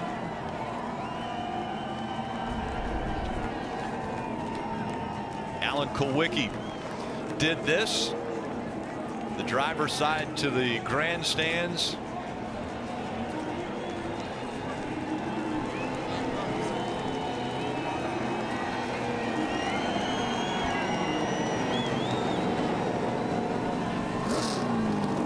The veteran Kevin Harvick, at 43 years old. We mentioned how much success he has had as of late. Has been involved in the championship 4 at season's end. And I think one of the biggest surprises of 2019 was it has taken him until the middle of July to get his first win of the season.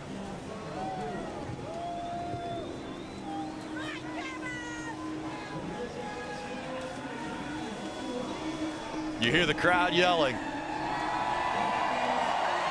And the roar of what they just saw here at New Hampshire Motor Speedway.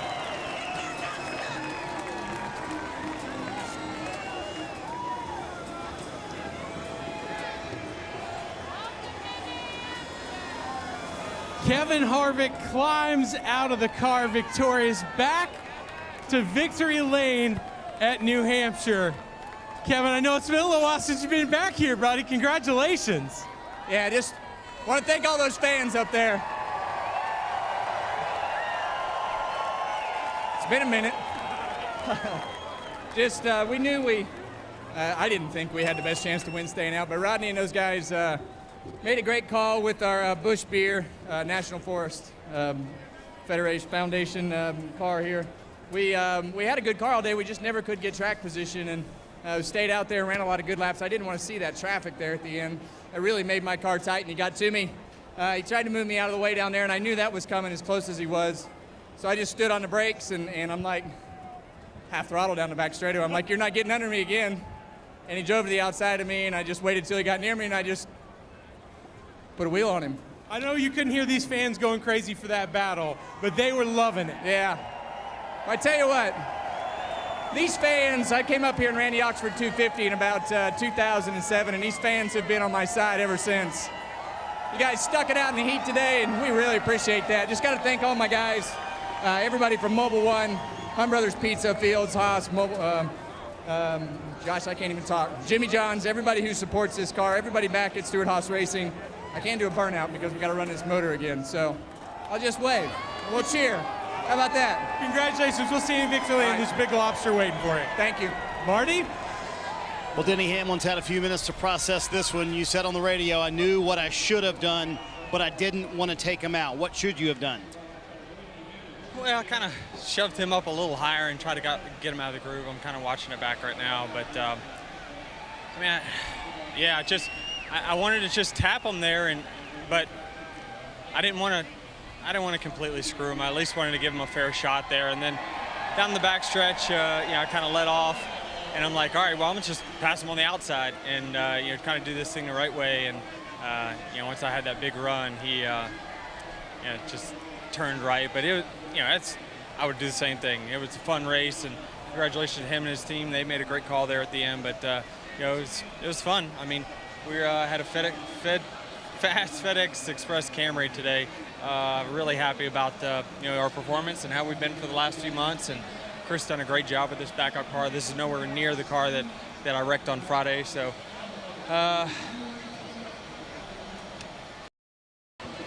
I don't know. Second sucks. Hamlin obviously not very happy, and the Kevin Harvick burnout about 10 feet away doesn't make things a whole lot better for Hamlin, but he did come from the back to finish second.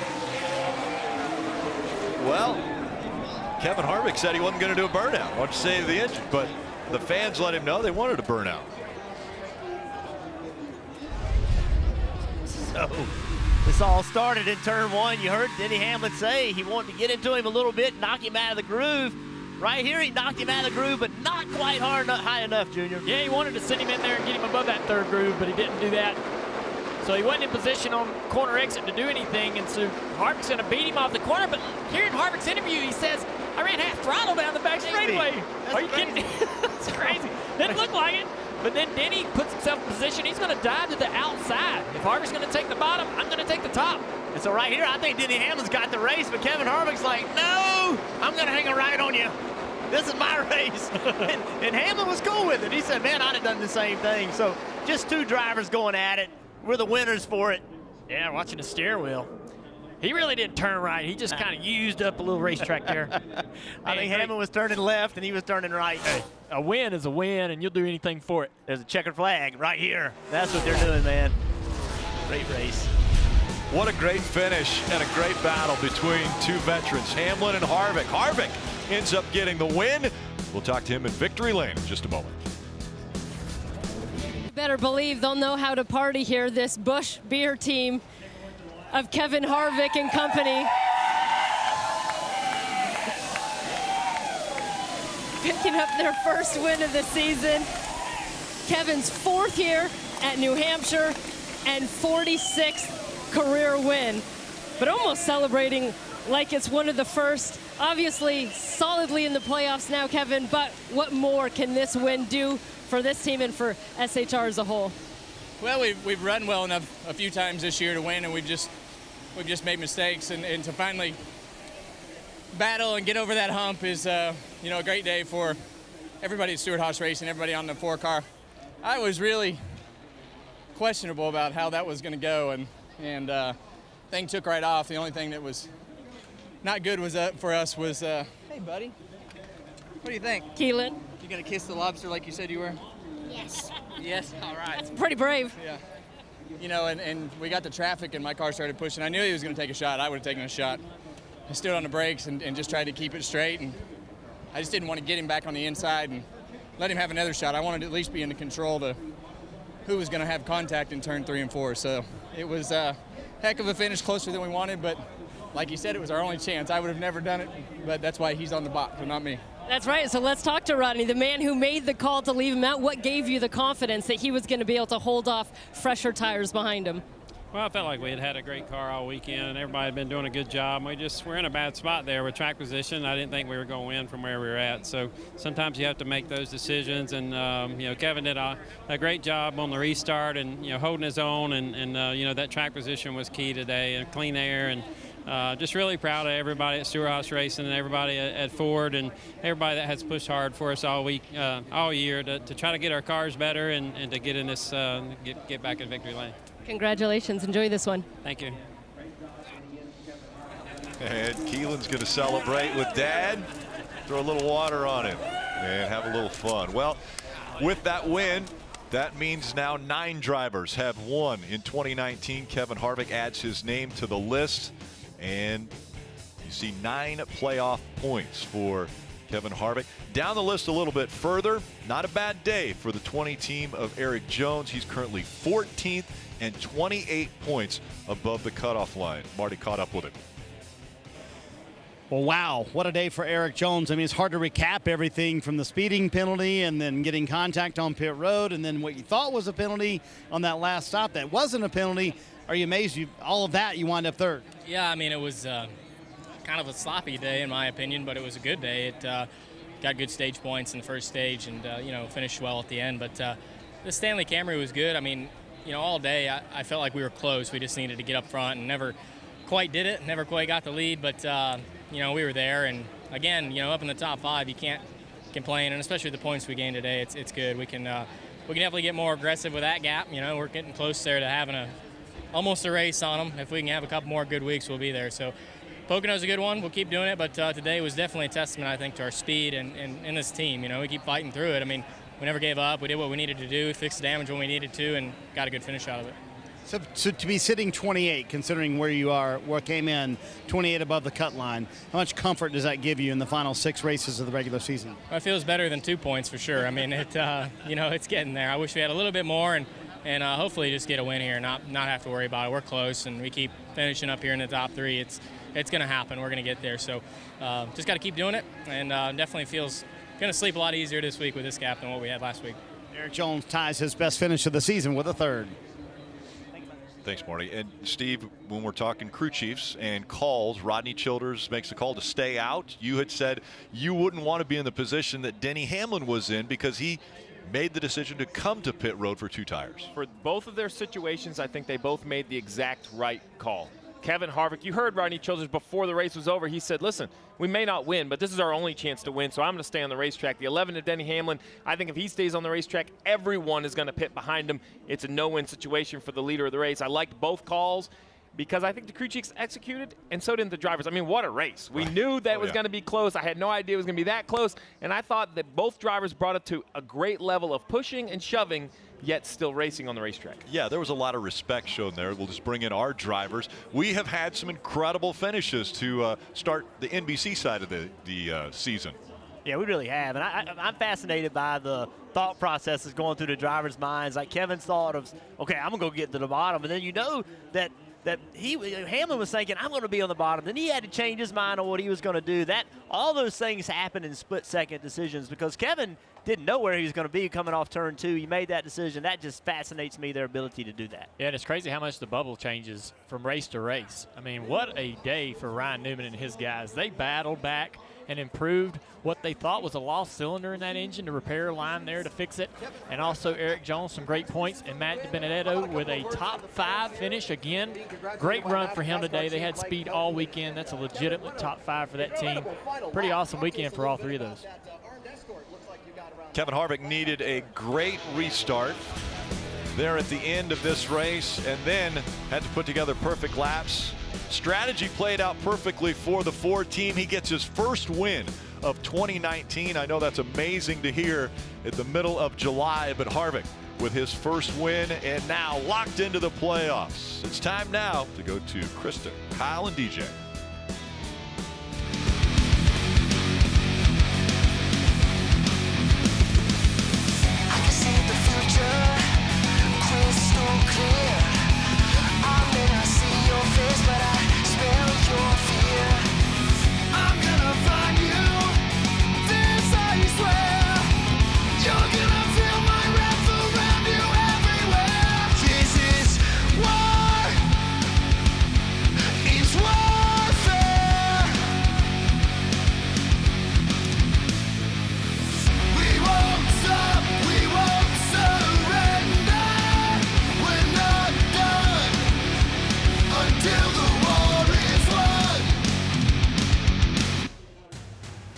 This copyrighted telecast may not be reproduced, retransmitted, or used in any form without the authorized written consent of NASCAR Broadcasting. NASCAR would like to thank all of our fans for your support, and we hope you enjoyed today's broadcast.